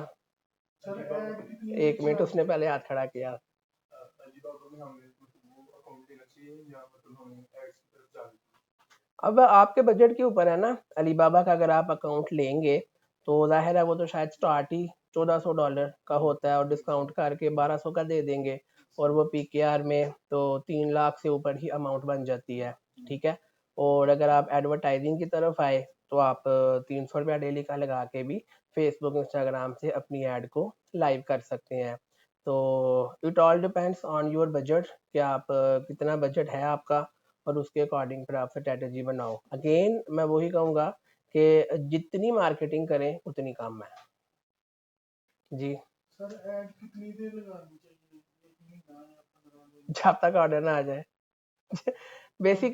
बेसिकली पता क्या होता है कि अभी मेरी चूंकि यूट्यूब की वीडियो भी बन रही है तो मैं किसी ब्रांड का तो नाम नहीं लूँगा, लेकिन ऐसे ऐसे भी ब्रांड्स हैं कोल्ड ड्रिंक के। ठीक है। तो क्या आप किसी पहाड़ की गार में भी किसी से पूछेंगे तो वो उसको भी पता होगा, लेकिन फिर भी वो महंगी महंगी ऐडें बनवा के टीवी पे लगाते हैं। क्यों? क्योंकि उनको पता है कि जिस दिन मार्केटिंग छोड़ दी कोई और आगे निकल जाएगा। तो मार्केटिंग एडवर्टाइजिंग आपने छोड़नी नहीं है। और एक और बात है कि जितनी पुरानी ऐड होंगी ना उतने आपको अच्छे बंदे मिलेंगे, क्योंकि एल्गोरिदम को समझ आहिस्ता आहिस्ता आना शुरू होती है कि आप कि किस तरह के लोगों को ऐड दिखानी चाहिए। मिसाल के तौर पे आप सब ने जो मेरी ऐड देखी थी वो मेरी दिसंबर 2023 से मेटा पे यूट्यूब पे लाइव है। किसी ने जनवरी में देखी होगी, किसी ने मार्च में, किसी ने मई में, किसी ने हफ्ता पहले देखी होगी।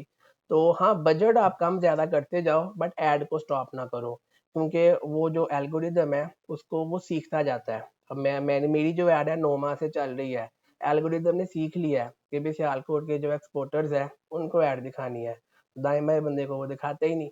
तो जितनी पुरानी ऐड होगी एक किस्म का एक एल्गोरिदम एक बच्चा है, जितनी पुरानी ऐड होगी वो बड़ा होता जाएगा और उतनी उसको पता चल जाएगा कि मुझे किन तरह के लोगों को ऐड दिखानी चाहिए। हाँ, बजट आप कम ज़्यादा कर दें बट स्टॉप ना करें। स्टॉप करेंगे तो उसकी पिछली जो लर्निंग है वो डेड होती जाएगी, दोबारा रीन्यू करेंगे तो वो फिर वो मज़ा नहीं है। सर आपकी ऐड सिर्फ सियालकोट में चल रही है या पूरे पाकिस्तान में चल रही है? बेसिकली हमारी जो कोर्सेज और सर्विसेज हैं इसकी तो सियालकोट में, डस्का में और समड़ियाल और जो चौथी तहसील है पसरूर वहाँ चलती है। ठीक है। बाकी जो हमारा एक्सपोर्ट का काम है क्रिकेट बॉल्स का, इसकी हम इंग्लैंड में चलाते हैं, क्योंकि मेरा भाई इंग्लैंड में होता है मैनचेस्टर सिटी में। तो वहाँ से कोई भी क्लाइंट हमें मिलता है तो भाई के थ्रू जो है ना मीटिंग करवा देते हैं। मेरी कंपनी यहाँ पे रजिस्टर्ड है और उसकी वहाँ पे इंग्लैंड में है, मतलब सेम नाम पे।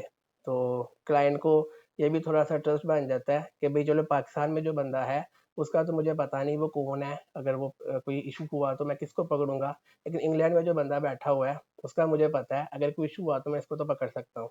तो ये भी एक स्ट्रेटजी है कि अगर आपका कोई जानने वाला आउट ऑफ कंट्री है और उसके पास वहाँ की या तो नेशनैलिटी है या बिजनेस वर्क वीज़ा है, देन आप उसके साथ, अगर वो इंसान का बच्चा भी है, देन उसके साथ आप कोलैबोरेशन कर सकते हैं कि भाई मैं यहाँ पे बैठ के काम करता हूँ, तुम्हारा सिर्फ इतना काम, तुम वहाँ जो जॉब कर रहे हो करते रहो, तुम्हारा सिर्फ इतना काम होगा कि वो क्लाइंट जो वीडियो कॉल से सेटिस्फाई नहीं हो रहा या उसको टेंशन है कि मैं पैसे लेके भाग जाऊँगा, मैं तुम्हें सैंपल दूंगा, तुमने अच्छा सा पैंट कोट पहन के उसको जाके मिलना है और गारंटी देनी है कि भैया आप इस कंपनी से माल लें, कोई मसला हुआ मेरी जिम्मेदारी। उनको तसल्ली चाहिए होती है।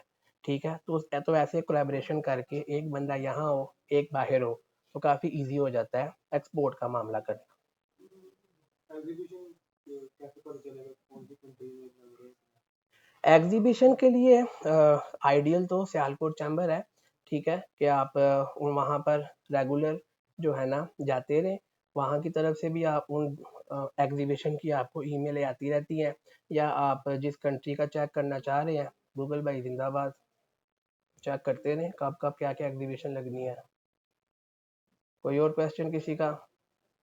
एक तो बेसिक सा था कि शिपिंग से रिलेटेड मैं पूछ रहा था। हाँ। आइडियली तो ये होता है कि हम वो एजेंट वगैरह के थ्रू या मोस्टली कंपनी से जाके के रेट की इसकी शीट ले हम्म आइडिया हो जाता हम्म है। लेकिन बात तो ऐसा होता है जैसे अपैरल है या क्लोथिंग है, हम्म उसमें स्क्रीन प्रिंटिंग भी होती है, उसमें सब्सक्रिप्शन भी होती है, हर प्रोडक्ट अपना अपना वेट हम्म होता है। उस टाइम उसका उसका मतलब वेट में केजीस में निकालना उसका क्या हो सकता है?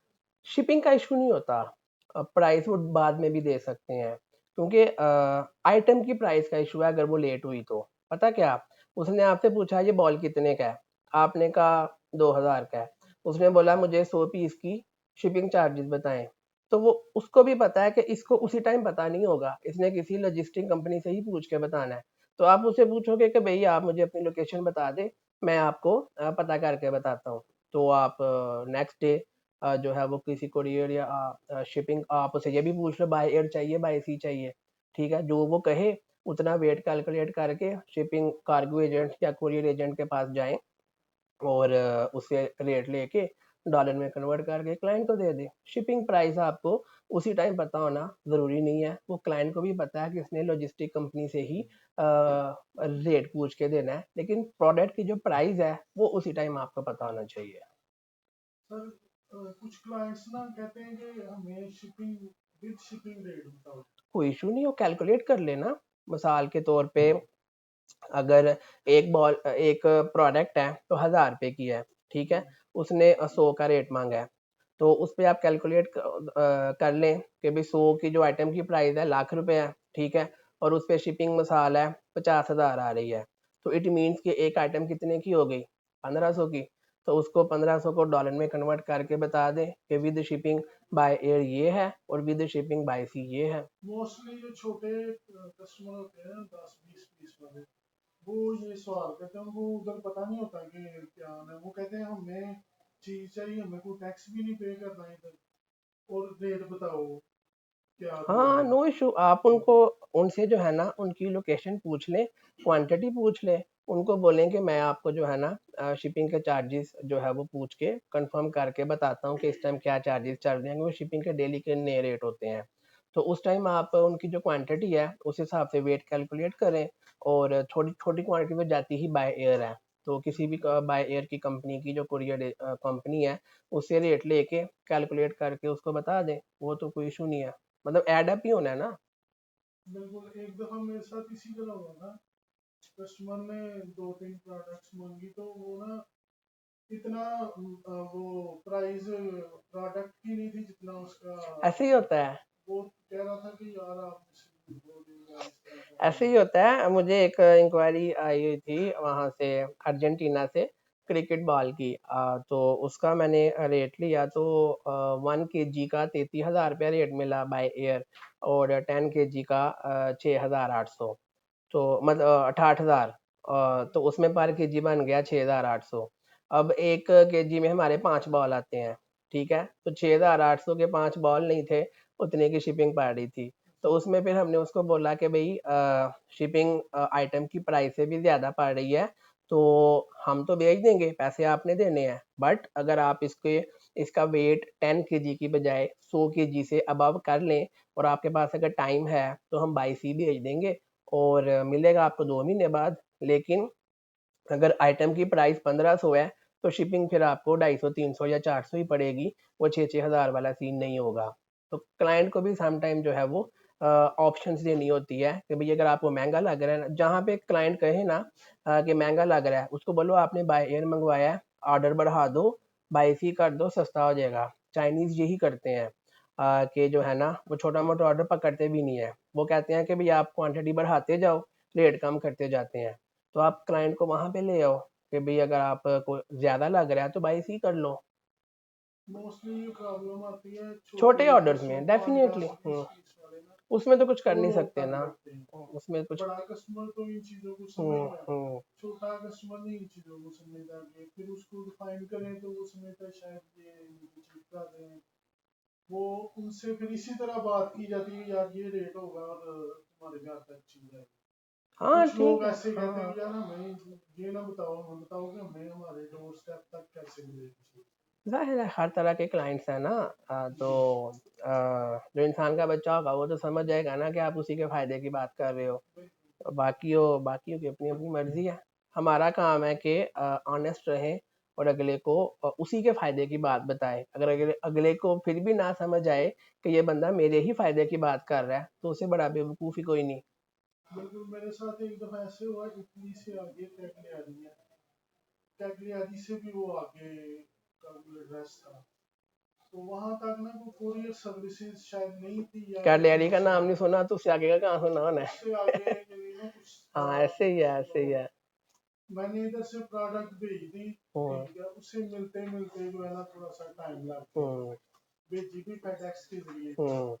उसे तकरीबन 15 दिन बाद जो है ना माल मिला, और उसने उसके बाद नहीं दिया मुझे आगे। असल में उसमें ये है कि जिस कुरियर कंपनी के थ्रू आपने भेजा ना, उससे पूछना था कि भाई कितने दिन लगेंगे भेजने में।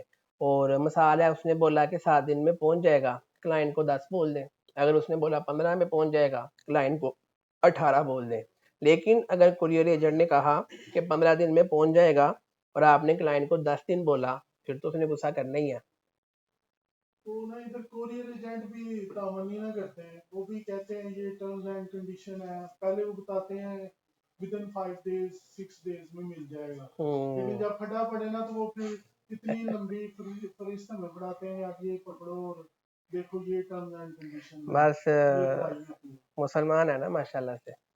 10 दिन अगर लेट टाइम तो क्लाइंट को 10 दिन लेट पहुंचे 10 दिन नहीं, 1-2 दिन ऊपर रख के बताए ना, ताकि अगर लेट हो भी ना तो वो उसमें एडजस्ट हो जाए। 1-2 दिन ऊपर रख के बता दें, इनफ है। तो आप दुबई ने जो कंपनी मैनचेस्टर में रजिस्टर कराई कौन सी टाइप की कंपनी एलएलसी है मेरी एलटीडी होती है वहाँ पे। एलएलसी यूएसए में होती है और यूके में एलटीडी लिमिटेड, प्राइवेट लिमिटेड वाला सीन होता है। तो ये तो वहाँ से भी बनाते हैं यहाँ से भी खोल, असल मकसद कंपनी खोलना नहीं है, असल मकसद वहाँ बंदे का होना है। बंदा है कंपनी आते पे आके 50 खोल लो और पैसा ही नहीं आते, चार पाना कंपनी आता। तो असल चीज है कि बाहर की कंट्री में कोई आपका रिप्रेजेंटेटिव हो, और जब ईमेल मार्केटिंग या कोई भी आप वे से क्लाइंट को मैसेज करो तो लास्ट पे आप ये लिख दो कि हमारा रिप्रेजेंटेटिव आपकी कंट्री में बैठा हुआ है विद सैंपल्स। अगर आपको हो तो आपको वो मिलने आ जाएगा, ठीक है। तो डेफिनेटली जब वो ये मैसेज पढ़ेगा तो उसको लगेगा कि यार मैं वाकई किसी कंपनी से बात कर रहा हूँ, उनका नुमाइंदा हमारे मुल्क में बैठा हुआ है और वो हमसे मिलने आएगा।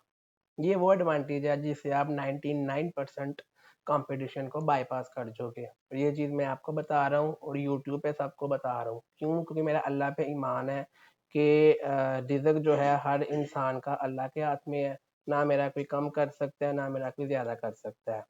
तो मेरी स्ट्रैटेजी जो हम यूज़ करते हैं इससे हमें फ़ायदा होता है। आप करेंगे आपका भी फ़ायदा होगा, तो दुआ ही देंगे तो अगले जहान के भी कोई जो है वो फ़ायदा हो जाएगा। सर ये भी यूजफुल हो सकता है ना कि 10 या 15 बनवा के सैंपल किसी बंदे को जो हमारा उधर है दोस्त है यही करना होता है। उसको भेज दें और वो डायरेक्ट ग्रुप जाए हमके मैसेज करें, वो जाकर उनको सैंपल दिखा के हम ये मैन्युफैक्चरर हैं तो आप अगर चाहें स्टोर्स वाले असल में आइडियल तो यही है, लेकिन आपका कोई जानने वाला बाहर होगा ना, वो ये करेगा नहीं। बेसिकली वो ऑलरेडी वहाँ फुल टाइम 9 to 6 जॉब कर रहा होगा, उसके पास टाइम नहीं होगा ये करने का। तो किसी को भी ये कहे ना कि आप सैंपल लेके ज़रा मार्केट में जाओ पता करो, वो आपसे बाद में जवाब ही नहीं देगा। लेकिन आपने कहना है कि भाई तुमने सिर्फ ये करना है कि हाँ, तो वो भी तब जब मैं पहले कोशिश करूँगा वीडियो कॉल पे क्लाइंट को फाइनल करने की। वो भी अगर ना होगा देन आखिरी चांस होगा कि तुम जाके मिल लाना, देन शायद फिर भी शायद कोई आपका कजन जो है या कोई जानने वाला एग्री हो जाए, वरना वो भी नहीं होगा।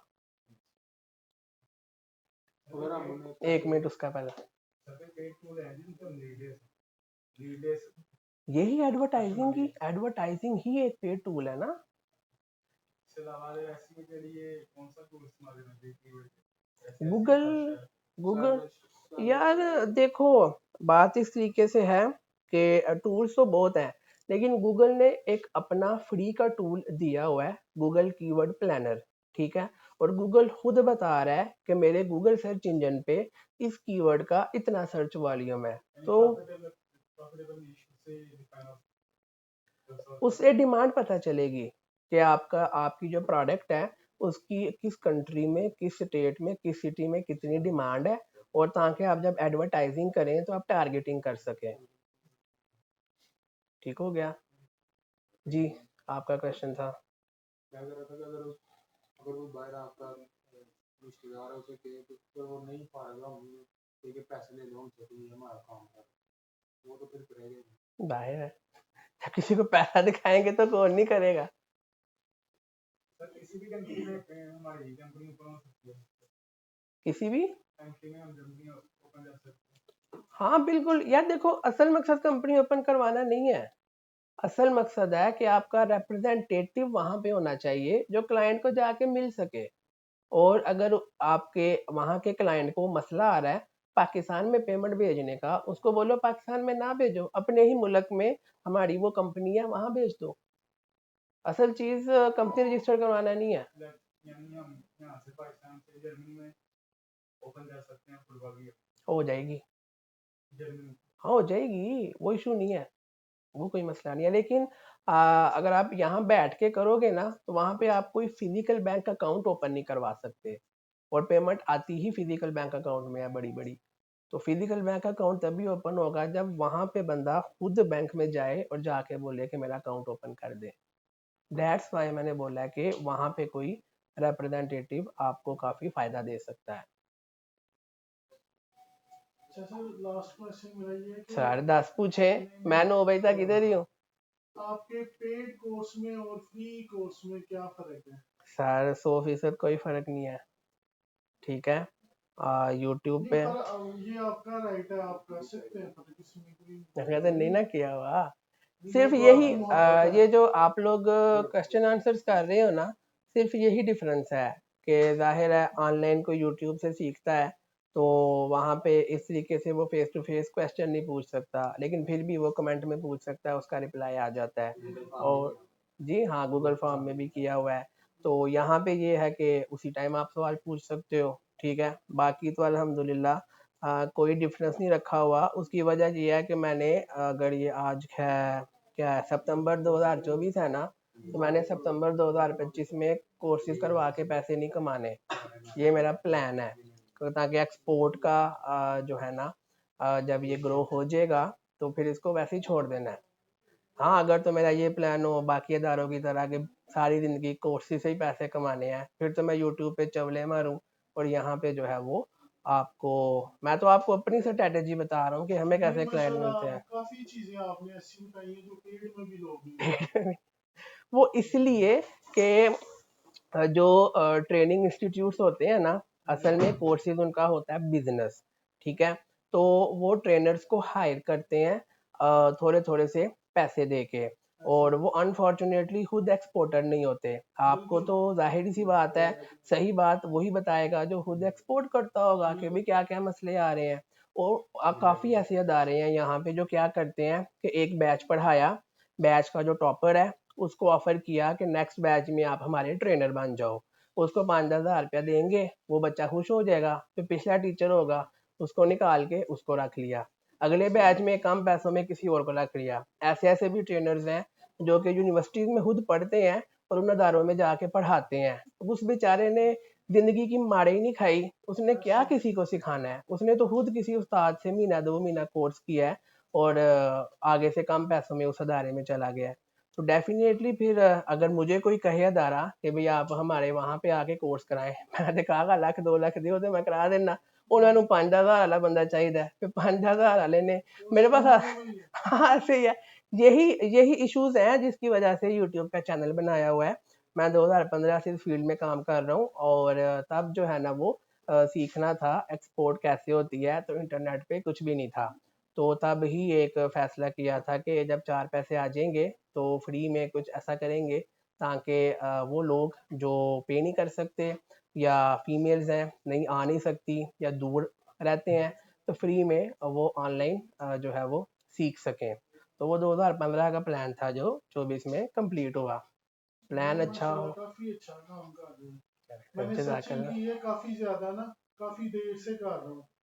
जिस तरह ये आपकी तारीफ नहीं है, जिस तरह की वीडियोस आपकी हैं, मेरा इन भाइयों से चैलेंज है कि आप बेशक सर्च करके देख लें, इस लेवल की नहीं आई। चलें कोई गंदम बेच रहा है, कोई चावल बेच रहा है, लेकिन इस तरह की लोग बना के बात कुछ होती है, ले किसी तरफ पहुंच जाते हैं। इधर अदारे हैं, मैं पर्सनली उन लोगों को जानता हूँ, कुछ मेरे कुलीग्स हैं, कुछ मेरे क्लास फेलोज हैं, वो पढ़ा रहे हैं और लाखों रुपए कमा रहे हैं। इतने एक्सपोर्टर नहीं कमा रहे जितने आजकल अकेडमीज वाले कमा रहे यार हैं। देखो, एक सिंपल सा फार्मूला है, ठीक है, कि मिसाल के तौर पे मैं अगर चाहता हूँ कि मैं मिसाल है पहलवान बनना है, ठीक है, और मैं ऐसे उस्ताद से पहलवानी सीख रहा हूँ जो खुद पहलवान नहीं है और उसने कभी अखाड़े में कुश्ती नहीं की, तो क्या मैं पहलवान बन सकता हूँ?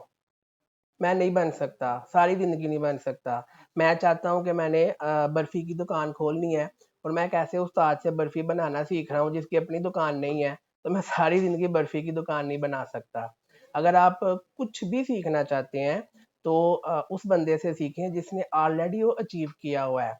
अगर एक्सपोर्ट सीखनी है, ऐसे बंदे से सीखें जो खुद एक्सपोर्ट करता हो, जिसने खुद कभी सैंपल तक बाहर नहीं भेजा, उससे सीख के आपका भी सैंपल बाहर नहीं जाना। क्योंकि अगर उसको इतना पता होता तो खुद ना सैंपल बाहर भेज लेता। ये दैट्स वाई मैंने बोला कि ट्रेडिंग इंस्टीट्यूट का ये बिजनेस होता है और वो अपने ही बच्चों को बाद में ऑफर कर देते हैं। और आप जाएं कहीं भी, आप अगर कोई अदारा कहे ना कि भाई हमारे यहाँ मसाला 10,000 फीस है, उसको बोलो मैं 50 देने को तैयार हूँ, मुझे उस्ताद वो दो जो खुद भी एक्सपोर्ट करता हो। वहां पे वो कहेंगे कि भाई जाओ ਤੁਹਾਨੂੰ कराना ही नहीं, तुसी तो बड़े तेज हो। तुसी सारा वैसे स्टूडेंट हो, सारा नहीं कराना। आपका ना मेटा एडवर्टाइजमेंट पे बेसिक आया लेक्चर, जी जी, जो तो पेड वाला है ना, एडवांस आएगा जो कैसे बिल्कुल। लगती है क्लास कैसे। क्लास नंबर 18 है, वो आज ही मैं रिकॉर्ड कर रहा था और एड सेट लेवल तक मैं गया था तो 6 बज गए। और ये क्लास, बल्कि आप में से कुछ 2 बंदे आए भी थे। आप दो कौन, 2 सबसे पहले आए थे, आप 2 आए थे। उस टाइम मैं रिकॉर्डिंग कर रहा था, मैंने इनको बोला यार आप 5 मिनट पहले आ गए हो, वेट कर लो मैं थोड़ा सा और रिकॉर्ड कर लूँ। तो वो क्लास आधी रिकॉर्ड हो गई है, मेटा एडवर्टाइजिंग वाली। इंशाल्लाह वो कल बाकी रिकॉर्ड हो जाएगी, नेक्स्ट वीक आ जाएगी। सर आर्मी सूट के कस्टमर मिल सकते हैं? किसके? Army suit admission. हाँ मिल जाएंगे। वो भी एक टाइप के उसमें वियरेबल आइटम में ही आता है ना, तो उसमें भी जो है वो आप इसी तरीके से एडवर्टाइजिंग करके तो इंक्वायरीज जनरेट कर सकते हैं। मिल सकते हैं फेसबुक पे या या देखो, हर वो आइटम जो सियालकोट में बनती है और एक्सपोर्ट होती है, इट मीन्स कि उसकी मार्केट है, तो वो आप भी कर सकते हैं, बस मार्केटिंग अच्छे से करनी है। लेकिन इसकी ना मार्केटिंग भी स्पेशल है। वो जिस तरह यूएसए या यूरोप नहीं जिस तरह आपसे खरीदेगा, आपको कुछ और डिफरेंट कंट्रीज को टारगेट करना है, छोटे लोगों को, जैसे अफ्रीकन हम्म, कंट्रीज में है नाइजीरिया हम्म, वगैरह, ये इस तरह का काम है। काफी यूनिक प्रोडक्ट है। हाँ और जी, काफी हाँ, और प्रॉफिटेबल है। प्रॉफिटेबल है, जाहिर सी बात है। निशा। हाँ, जिस जिस आइटम में कम लोग काम कर रहे हैं, डेफिनेटली उसमें जो है वो चांस अच्छा होता है। अब जिसमें सारा सियालकोट ही कर रहा है उसमें तो मार्केट सैचुरेशन ही होनी है ना, विदाउट यूएसपी तो फिर मुश्किल है। और कोई क्वेश्चन किसी का? सर हमें इशू ये आ रहा है कि हमारा यूनिट नहीं है कोई, तो 2-3 यूनिट वालों से बात की है, वो कहते हैं कि मैंने उनको ये भी ऑफर किया कि मुझे जो काम आता है ना वो मैं फ्री में आपको आधा टाइम आपको दे, मतलब सर्विस करूँगा आपको, तो मुझे सिखाएं। वो कहते हैं नहीं हमारे क्लाइंट चोरी हो गया। तो इसका कोई बताएं हल के हो सकता है? हल क्यों नहीं है। आप एक ट्राउजर शर्ट लें, कैंची से थोड़ा सा उसे फाड़ें, ठीक है, चेहरा थोड़ा गंदा सा बनाएं और किसी फैक्ट्री में चले जाएं, जाके पंजाबी बोले सर जी रोटी भी नहीं है खान नू, काम दे दिओ मेहरबानी ਤੁਹਾਡੀ। ਉਹਨੇ कहना ने मेरा की क्लाइंट लेना है, ਉਹਨੇ कहना आजा पीछे बह के ते काम कर ले। वड़ गए फैक्ट्री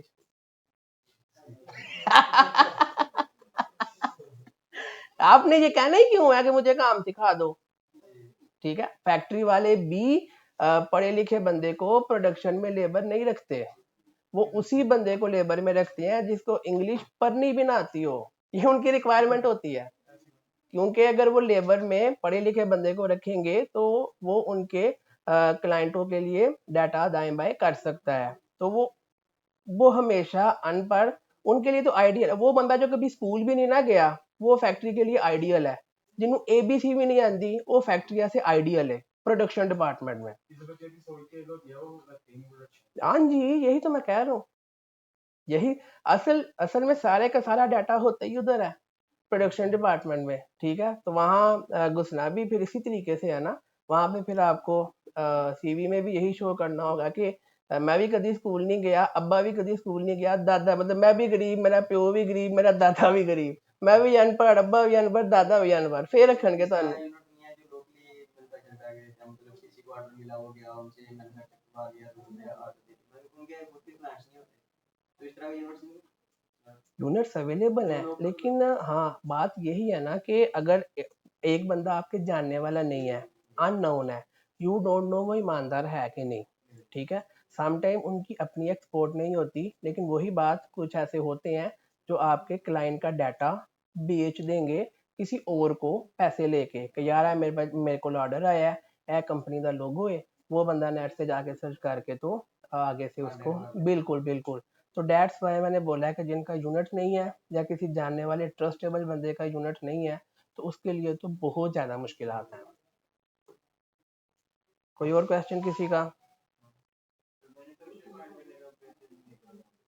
मैन्युफैक्चरर फेसबुक के नेवा ग्रुप्स हैं। मैं काफी ज्यादा देखे लोग कई दफा कहते हैं फ्रॉड बहुत ज्यादा होता है, इसलिए मैन्युफैक्चरिंग जितने फ्रॉड से लगे होते हैं लोग, ये पैसे ले लिया काम। वो तो इशू है ना, वो डेफिनेटली देखें फेसबुक के ग्रुप्स में जाके आपने पोस्ट करनी है कि भाई मुझे मिसाल है कैप्स का मैन्युफैक्चर चाहिए, आपको नीचे 100-200 कमेंट आ जाएंगे। आप सबको व्हाट्सएप नंबर दो, उनको बोलो भी मुझे अपनी गूगल मैप की लोकेशन सेंड करें, मैंने आपके यूनिट पे विजिट करना है। तो 200 कमेंट आएंगे ना, वो 20 रह जाएंगे क्योंकि 180 का यूनिट नहीं होगा। जो 20 आ जाएंगे गूगल मैप की लोकेशन, वहाँ जाके विजिट कर लें, वहाँ से आपको पता चल जाएगा। कुछ बंदे की बातचीत से पता चल जाता है। असल में जो चेहरा होता है ना हमारा, वो हमें बता देता है। शरीफ बंदे के चेहरे पे शराफत नज़र आती है और फ्रैडिया का चेहरे पे लानत नज़र आती है। ये आंख होनी चाहिए देखने वाली। और जब बंदा फोत होता है उस टाइम अगर नेक बंदा होगा चेहरा अच्छा बन जाता है, अगर बदकार होगा तो वो डरावना बन जाता है। ये बात अपने घर में अम्मा अब्बा से या दादा दादी से जाके पूछना जो मैंने बताई है, ठीक है। आपको लेके बात करने के स्टाइल से या उसके चेहरे से पता चल जाएगा तो इंसान का बच्चा है या किसी और का है। और ये आपको पता होना चाहिए। अगर आप डिफ्रेंशिएट नहीं कर सकते तो फिर तो बड़ा मुश्किल है। कोई और पे? इस पे एक कमेंट मैं कर सकता जी हूँ? जी जी, नाम नहीं लेना किसी का। नहीं, नाम नहीं लूंगा। आप लोग ना जिनका अपना यूनिट नहीं है उनको एक टिप है, बजाय कोई मेकर ढूंढने के ना कोई स्टिचर ढूंढे।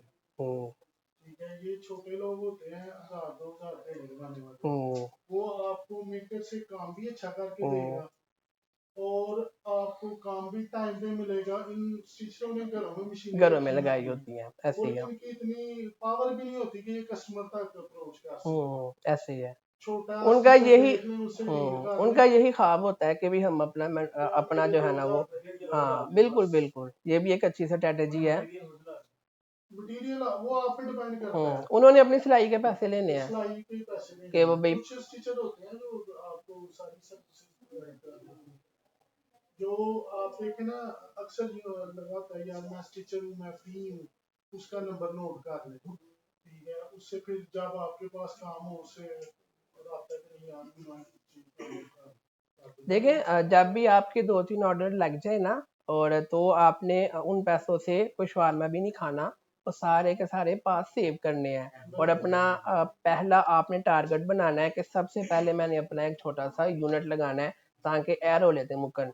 जब तक आपका अपना यूनिट नहीं ना लगेगा तब तक आपको जाहिर है आइटम भी थोड़ी महंगी मिलेगी और टेंशन भी होगी। मिसाल है एक मेकर 700 की टी शर्ट बना के आपको 1000 की दे रहा है और आप 1500 की बेच रहे हैं। जब आपका अपना यूनिट बन जाएगा तो आपको 700 की पड़ेगी, तो आपका वो प्रॉफिट 800 का हो जाएगा। फिर आप क्लाइंट को 1300-1200 की भी बेच सकते हैं और क्लाइंट भी खुश थे तो सी भी खुश।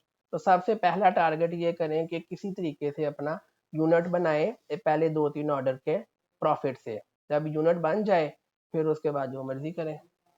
पहला टारगेट ये रखें कि यूनिट, अक्सर लोग होते हैं पहला ऑर्डर आता है 4-5 पैसे कमा लिए, 2-4 लाख और इंजॉय कर दिया और बाद जो फिर वेले। सर अगर प्रोडक्ट चेंज करते हैं, सर्जिकल में जाते हैं, फूड आइटम में वो तो स्टोर करते हैं, ऐसे ही तो है। उनके जो लाइसेंस वगैरह उनमें एक्सपेंस कितना आ जाता है लाइसेंस हासिल करने में, या एक्सपोर्ट में जो खाने पीने की आइटम है ना, उसके लिए लाइसेंस चाहिए होता है, क्योंकि गवर्नमेंट की कुछ कंडीशन होती है कि खाने पीने की आइटम इतनी क्वांटिटी से ज़्यादा पाकिस्तान से बाहर नहीं जा सकती।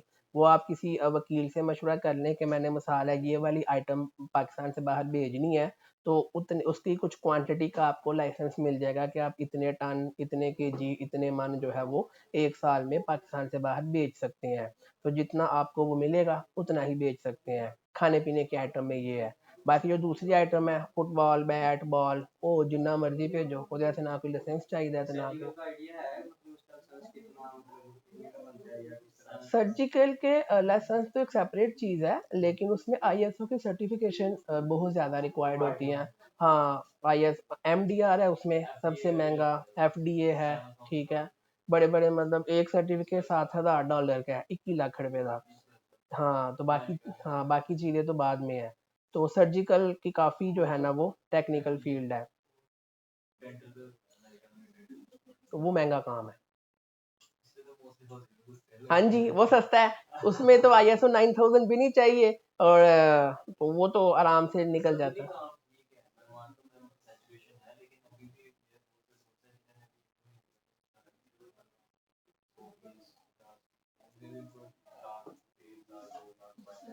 सैचुरेशन देखें दुनिया की हर फील्ड में है। बस आपको अपनी स्ट्रेटजी जो है ना क्लाइंट फाइंड करने की, उस पर काम करना होता है। और बाकी एक लक का, किस्मत का या नसीब का फैक्टर होता है, उसमें कुछ नहीं कर सकते। उसमें बस यही है कि खुद भी अल्लाह से दुआ करें और वालिदैन की खिदमत करें और उनसे दुआएं लें। नसीब चेंज करने का यही फार्मूला है। मेहनत तो चलो सारे बंदे कर लेंगे, नसीब नहीं हम चेंज कर सकते। सर सर्जिकल में प्राइवेट लेवल भी तो कर सकते हैं, वो B2C में आ जाएगा ना। यानी अगर कस्टमर ने हमसे डिमांड किया किसी भी चीज़ की, हम्म, तो जिस हमसे कंपनी से हम बनवा रहे हैं उनसे थ्रू भेज दें, हम सिर्फ अपना कमीशन रखते हैं, हाँ लेकिन आप पहली दफा ही बेच सकोगे बस। फिर वो उससे ज्यादा हो सकता है। ठीक है, तो जो है ना बस पहली दफा ही बेच सकोगे, हर बारी नवा क्लाइंट लबना पड़ेगा सर सैम्पलिंग फ्री भेजनी चाहिए या ना। कभी भी नहीं, सैंपल क्यों फ्री भेजना है। हाँ, अगले को मैक्सिमम ये कह दे कि भाई सैंपल फ्री है, शिपिंग कॉस्ट पे कर दे, तो शिपिंग में सैंपल का हम एडजस्ट कर लेते हैं। और अगर कुछ ज़्यादा कहे तो उसको बोलो कि भाई आप सैंपल का पे कर दो, लेकिन जब आप बाद में ऑर्डर दोगे ना तो हम इनवॉइस में एडजस्ट कर लेंगे। तो उसमें मिसाल के तौर पे सैंपल में आपने 10,000 का उससे वादा कर लिया, बाद में उसने आपको 10 लाख ऑर्डर दिया, आपको 3 लाख प्रॉफिट है, तो उसमें से 10,000 माइनस कर ले, कोई मसला नहीं। लेकिन बाहर के भी लोग काफ़ी ऐसे हो गए हुए हैं जो कि सैंपल फ्री मंगवाने के चक्करों में जो है ना मैसेज कर देते हैं, अपनी मर्जी का आर्टिकल बनवा लेते हैं आपसे, और सैंपल ही उनको चाहिए होता है जिसके खुद हम जो है वो पहन ले, बाद में गायब। ऐसे बंदे को रिफ्यूज कर देना चाहिए? डेफिनेट यार, आप खुद सोचो कि एक बाहर कपड़े का ब्रांड है, उसने आपसे 50 लाख का माल उठाना है, तो क्या वो 20,000 का सैंपल का पे नहीं कर सकता? सीधी सी बात है। तो अगर वो 20,000 में भी चवले में आ रहा है, इट मीन उसने बाद में 50 लाख भी कोई नहीं देना, वो कस्टमर है ही नहीं। वो एक लोकल बंदा है जिसको अपने जाती इस्तेमाल के लिए फ्री में चीज चाहिए। तो दूसरा सर एनटीएन में मुझे एक प्रॉब्लम आ रही है, एड्रेस मैंने चेंज करना है, हम्म, तो मैं खुद कर सकता हूँ या एफबीआर जाना पड़ेगा मुझे? एड्रेस उनकी ऑनलाइन वेबसाइट है आईरिस के नाम से, iris.fbr.gov। तो अगर तो वो पोर्टल यूज़ करना आता है, वहाँ लॉगिन पासवर्ड करके एड्रेस चेंज कर लें, या फिर आप डेफिनेटली किसी लॉयर को पकड़ लें कचहरी में, थोड़े से पैसे लेगा और आपका सारा काम कर देगा। दोनों ऑप्शंस अवेलेबल है। आपका कोई जानने वाला है जो ये प्रॉब्लम मेरी हल कर दे? लॉयर जो है ना वो सारे एक जैसे होते हैं। है सही है। तो कचहरी में जाए बावजू होके, अल्लाह से दुआ करके कि या अल्लाह पाक को इंसान का बच्चा मिल जाए। ये इशू है यार, मैं आपको बता रहा हूँ कि हमें भी मेकर तंग करते हैं। पोर्टल मैं यूज कर सकता हूँ, लेकिन ना उधर चेंज ऑप्शन आती है चेंज की, लेकिन चेंज करके वो फिर दोबारा वही पुराने वाला रहता है, जब उसको रिफ्रेश करें ना पता नहीं बस कितना यार पैसा देखो, जाएगा। देखिए ना, अब हर बंदा हर काम नहीं कर सकता, इसलिए दुनिया में अल्लाह पाक ने रोजगार के जरिए लगाए होते हैं। तो जो काम खुद से नहीं हो रहा, चुप करके किसी से करवा ले, नॉमिनल से उसके चार्जेस पे करके, वो कोई इशू नहीं है। रिकमेंड कर दें मुझे ना, बड़ा थोड़ा सा इशू बना हुआ है मेरे लिए। बैंक अकाउंट ओपन करवाना है मैंने, तो वो एड्रेस की वजह से ना मेरा मसला बना है। एड्रेस में वो मतलब जो एड्रेस आप लगाएंगे उसका कोई वो प्रॉपर्टी का प्रूफ मांगते हैं कि उस एड्रेस का कोई बिजली का बिल हो आपके पास, अगर अपना है तो रजिस्ट्री की फोटोकॉपी, और अगर रेंट पे है तो किरायानामा। ये 2-4 डॉक्यूमेंट्स अगर हैं तो लॉयर मेरा ख्याल है 500,000 में लेके भी आपका सारा काम कर देगा, ये महंगा काम नहीं है। हाँ, बिजली का मीटर मेरे नाम पे है, हम्म। जगह तो हमारी मुश्तरका ही है, उसमें हमारी मुश्तरका में सारी है। आपका तो नाम आता है ना उसमें। लेकिन मैं तो 7वें 8वें नंबर पे आता हूँ कोई गल नहीं, ना ते है ना विच, बाकी लॉयर के पास जाएंगे वो आपको सारे सोल्यूशन बता देगा। सुप्रीम कोर्ट बंद करा देंगे तो रेंटियां दा मसला नहीं हल करा सकते। कोई अच्छा सा रिकमेंड कर दे तो चलो मैं चला लेता। मेरे पास असल में इनकम टैक्स का लॉयर है, ठीक है, हर साल बाद जो रिटर्न जमा करानी होती है हम उसके थ्रू करवाते हैं।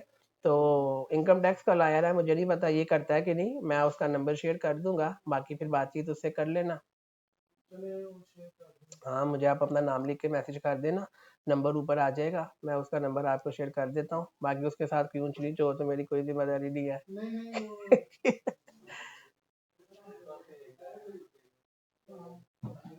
और कोई क्वेश्चन किसी का? क्लियर है? चले, उम्मीद करते हैं आपने आज कुछ ना कुछ सीखा होगा। दुआ चाहिए आपकी। जज़ाकल्लाह, खैर से जाए। ओके, अल्लाह हाफिज।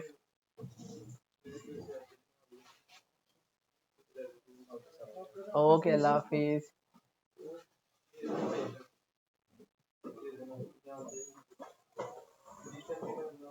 जी मोहतरम, अल्लाह हाफिज। ओके जनाब, अल्लाह हाफिज। सर हम हाजिर हैं, टेंशन वाली कौन सी बात है, आप मैसेज करके पूछ लें, कॉल करके पूछ लें, यहाँ पे आ जाएं, कोई मसला ही नहीं है। जैसे आपने पूछा था ना आर्मी उसमें एक डोंगली भी होती है जो यूएस में स्पेशल इस्तेमाल होती है। अब वो सियालकोट में वो भी डोंगली बन गया है जो पश्चिमी इलाज सियालकोट में बनती है, 3-4 मैन्युफैक्चर है।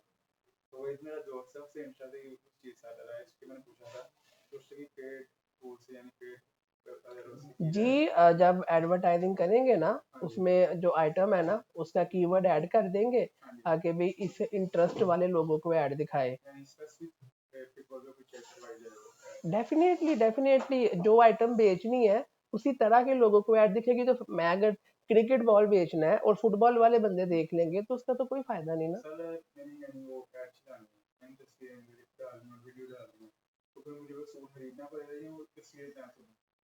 अब वो आप जाहिर है बहुत महंगा आप कह रहे हो सूट है, उसका तो मैं सैंपल भी नहीं बनवा सकता।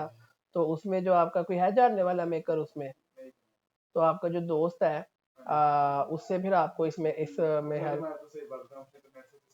नेट से ली है, उसको मिल गया नेट से तस्वीरें लेके ऑर्डर।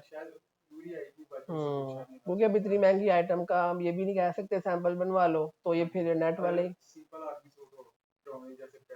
वो कितने का बनता है? 5,000 का, ठीक है। हाँ, तो उसका सैंपल बनवा सकते हैं आप, अपनी कंपनी के लोगों का नाम का सैंपल बनवाएं, उसकी मैन्युफैक्चरिंग की सारी की सारी फोटोज वीडियोस बनाएं, उसके नाम का होगा। बिल्कुल बिल्कुल ऐसे ही है। जी जी बिल्कुल, ताकि उसको कंफर्म हो जाए कि आपका अपना यूनिट है। हम अपने कस्टमर के लिए जो आपके पास आते हैं एडवर्टाइजमेंट के लिए, आप प्रोडक्शन ऑफ वीडियो के लिए अप्लाई करते हैं, तो आप हमारे लिए यानी पेड टूल से रख सकते हैं प्रोडक्ट। हाँ, 2 ऑप्शंस होती हैं कि अगर किसी का अपना यूनिट नहीं है तो डेफिनेटली ऑनलाइन जो है ना, कुछ वेबसाइट्स होती हैं जहाँ से आपको फ्री में भी डाटा मिल जाता है, पेड भी मिल जाता है। लेकिन बोथ केसेस में जो है ना, बाहर के कस्टमर को पता चल ही जाता है कि आपका अपना है या नेट से लिया हुआ है। तो वो तो हम as a last resort use करते हैं कि अगर अगला हमें कुछ भी नहीं प्रोवाइड कर रहा मैन्युफैक्चरिंग का, तो फिर हमने कुछ ना कुछ तो करना ही है ना उस बेचारे के लिए, लेकिन रेकमेंडेड वही है। ठीक हो गया। थैंक यू सर, बहुत शुक्रिया आपके टाइम का। जज़ाकल्लाह जज़ाकल्लाह, अल्लाह हाफिज़। वीडियो की जो बैनिंग है आपका जी जी मुझे ना एक सैंपल इंक्वायरी आई है, तो हम्म, मैं उससे सैंपल भेजना है, तो मैं चाह रहा था इस तरह का मतलब बैग बनाऊँ तो उसमें मैं भेजूँ। ठीक है। एक सिंगलेट है, एक क्वार्टर जिपर, एक शॉर्ट और एक टी शर्ट है, हम्म, तो वो भेजना चाह रहा था मैं। अ, इस तरह का बैग भी मतलब भेज सकता हूँ? अब बिल्कुल ये असल में मैंने जो है ना, ये आपका मतलब काफ़ी मतलब यूनिक और अच्छा लग रहा है कि मतलब चले, प्रेजेंट करने के लिए। ये मेरा स्टूडेंट है, उससे मैं बनवाता हूँ। मैं उससे पूछ दूंगा आपको, इसका आप क्वालिटी देख लो। और मैं उस आप मुझे अपनी, बल्कि मीटिंग ही मैं आपकी उससे करा दूंगा, मैंने क्या दरमियान में कमीशन मैंने लेना है। आपसे मैसेज भी किया था तो आपने मतलब सीन नहीं किया, तो मतलब बड़े मैसेज आते हैं वो यार मुझे पता है, दादा। इसलिए मैंने फिर तो बात करनी की आपने। हाँ, कोई ऐसा मसला नहीं। मैं जो है ना स्टूडेंट का नंबर आपको शेयर कर दूंगा, सिर्फ आपने मुझे अपना नाम लिख के एक मैसेज कर देना है जी ताकि नंबर ऊपर आ जाए। जी तो स्टूडेंट से डायरेक्ट आप बात कर लेना, ये बॉक्स उसको अपनी रिक्वायरमेंट बता देना कि सर वैस के पास बॉक्स देखा था, उस तरह का मुझे ये आइटम का चाहिए, ये डायमेंशन चाहिए, वो आपको प्राइस बता देगा और फिर आगे से आप डील कर लेना। हमारी ना मतलब बेसिकली अपनी फैक्ट्री थी हम्म, टॉप एंड डाउन स्पोर्ट्स में हम्म, कसूर रोड पे, कह लें मतलब काफ़ी अच्छी लेवल पे था काम। तो फिर बाबा जान की डेथ हो गई थी 2022 में कैंसर की हम्म, वजह से। हम्म, तो फिर उसके बाद फिर चाचू लोगों के पास आ गया सारा, अच्छा वो मतलब टेक ओवर कर लिया ना, तो मतलब पार्टनर तो फिर मैं भी था, मतलब मामा ही कह लें वो। तो फिर मतलब उन्होंने काफ़ी क्लाइंट्स जो थे वो खराब कर दिए और सर अब मतलब कह रहे डिफ़ॉल्ट हो गया, अब सेल हो गई। और अब मैं अपना नया करना चाह रहा था स्टार्टअप, तो इस वजह से फिर मैं आपकी मैंने एक ना कमेंट में एक बंदे का आपका नाम देखा था लाइक चैनल, तो तब से मुझे कह कोई मंथ हो गया आपके साथ में, अच्छा, तो काफ़ी ज़्यादा मतलब हेल्पफुल है चलो और सारा कुछ तो जज़ाकल्लाह। और सारा। बस यार, दरअसल में कुरान मजीद में अल्लाह पाक ने इंसान से मेहनत और कोशिश ही मांगी है, हम वही कर सकते हैं। और मैंने, और अल्लाह पाक खुद कहता है कि आप मेहनत और कोशिश करो, मेहनत किसी की ज़ाया नहीं जाती। हाँ, ये ज़रूर हो सकता है कि कुछ लोगों को थोड़ी मेहनत करके ज़्यादा मिल जाता है, कुछ को ज़्यादा करके थोड़ा मिलता है, वो पार्ट ऑफ वो अल्लाह का निज़ाम है। लेकिन हमारे जो इख्तियार में है वो मेहनत और कोशिश है, बस बंदा लगा रहे तो कुछ ना कुछ कभी ना कभी बन जाता है। मैं आपको मतलब एक टेड टॉक दिखाने की आपने जो मतलब मैं खुद डेवलप कर रहा चेक हूँ। चेक करते हैं। ये मतलब ये थीम रखा है मैंने ना इस तरह का। ठीक है, ठीक है, इसमें आप अपनी सारी की सारी जी आइटम्स जी शो इसमें करवा रहे हैं। स्पोर्ट्स वेयर टोटली इसमें मैं रखा हम्म, ठीक है, जी चले, अभी तीन प्लस पेजेस इतना बने हैं। जी जी इतना ही मैं बना हाँ रहा था। ठीक है, चले, माशाल्लाह गुड है। आपने हर इसमें आइटम कोई की फोटो। चेंजिंग वगैरह हो क्योंकि मैं पिक्चर्स मेरे पास अपनी पर्सनली कोई नहीं है, और जो जो अब मैं बनवा भी रहा हूँ मेरा कज़न है मतलब वो भी बेटे, तो उन्हीं से बनवा रहा हूँ। वो तो फोटोज वीडियोस आपको दे देंगे ना। हाँ जी वो तो नहीं। हाँ, तो फिर वो भी यूज़ हो जाएंगी। जी और आर्टिकल यहाँ पे लगे हुए हैं, मटेरियल वाइज यहाँ चीज़ें लगी हुई हैं। जी ठीक है, एक सादा सी कैटालॉग हो 8-10 पेजेस की, जिसमें आप अपनी आइटम्स अगले को दिखा सकें, उसमें से उसको जो पसंद हो उस पर फिर बार्गेनिंग हो जाएगी। तो बाकी माशाल्लाह गुड है मेरा कैटालॉग। अभी लाइक कह लें एक दो पोटेंशियल क्लाइंट्स हैं, हम्म, मतलब कह रहे हैं साल तकरीबन हो गया उनके साथ काम करते हुए। वो एक दो ऑर्डर देते हैं साल में ना, एक और एक मतलब 3-4 महीने बाद एक देता है। तो अब एक के साथ ये हुआ है कि इस वीक में मेरे कज़न के मतलब वहाँ उनके रिलेटिव में डेथ हो गई, जिसकी वजह से वो 1-2 दिन डिले हो गया। तो अब उसने बड़ा ऑर्डर देना, अभी सैंपल मतलब सैंपल काट की उसे भी मतलब उसने पहले टेस्ट करने के लिए क्वालिटी मंगवाई है, मतलब फिर से अपने दूसरे क्लाइंट को दिखाने के लिए ना। तो अब मतलब वो 1-2 दिन ऊपर हो गया है, तो अब उसको कैसे हैंडल करूँ? वो कह रहा है कि मुझे अब ये नहीं पता कि आप बड़ा ऑर्डर हैंडल कर लोगे कि नहीं। ठीक है, तो इसका इसका क्या रिप्लाई बंदा करे कि भाई आप बड़ा हैंडल कर, नहीं आप हैंडल कर सकते हो बड़ा ऑर्डर। हाँ जी वो कर हाँ, तो सकता हूँ। उसको कॉन्फिडेंस से बोल दो कि सर हम जो हमारा ये रोज का काम है, जी जी आप हम पे उसके साथ ट्रस्ट। मेरा मतलब पहले एक बड़ा ऑर्डर हुआ हुआ है मतलब हाँ, 60 तो अराउंड फिर तो पीसेस का। और क्या चाहिए उसको, आप उसी का रेफरेंस दे दो कि ऑलरेडी पास्ट में मैंने आपके साथ काम किया है, आपको मेरा डेफिनेटली काम अच्छा लगा, इसलिए आप मेरे से अब तक काम कर रहे हो, तो मैंने पहले मैनेज किया था, अब तो मैं उससे भी बड़ा ऑर्डर मैनेज कर सकता हूँ। तो कॉन्फिडेंस से बात करें, इंशाल्लाह हो जाएगा। और अब उसने उसको एक और किसी ने मतलब पाकिस्तानी ही ने मतलब 4 फुट का गया है, उसने भेजा हुआ था कि $10 की सिंगलेट, जबकि मैं उसे वही चीज़ $18 या $16 की दे रहा हूँ।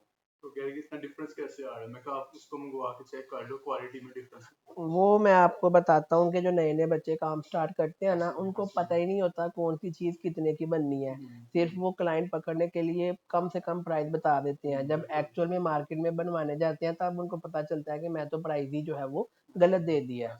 तो उस प्राइस में वो अगर नहीं बन सकती तो वो फिर कोई नया नया बच्चा ही है और उससे कोई क्लाइंट को फ़ायदा नहीं होगा। Thank you. ओके जनाब, जज़ाकल्लाह। आपको मैं नंबर सेंड कर देता हूँ। जी बस अपना नाम लिख के मैसेज ऊपर कर दें, मोहम्मद ताहा नाम है। मोहम्मद ताहा, ठीक है। एक मैसेज कर देना और आपको मैं स्टूडेंट का नंबर शेयर कर दूंगा, फिर उससे रब्ता कर लेना। उसके पास और भी काफ़ी ऑप्शन, मैंने ये बनवाया तो और भी मेरे पास ऑप्शन लेके आया था कि वैस भाई लकड़ी के बॉक्सेस भी होते हैं। वो नेक्स्ट मैंने भेजना है ना, कोरियर सी भेज दो, तो वो ज़्यादा हो जाएगा मतलब। वेट ज़्यादा हो जाएगा, तो ये कपड़े वाला काइंड ऑफ ठीक है, ठीक है। चलें आप उसको बता देना रिक्वायरमेंट, इंशाल्लाह वो बना देगा। ओके जनाब, अल्लाह हाफिज़।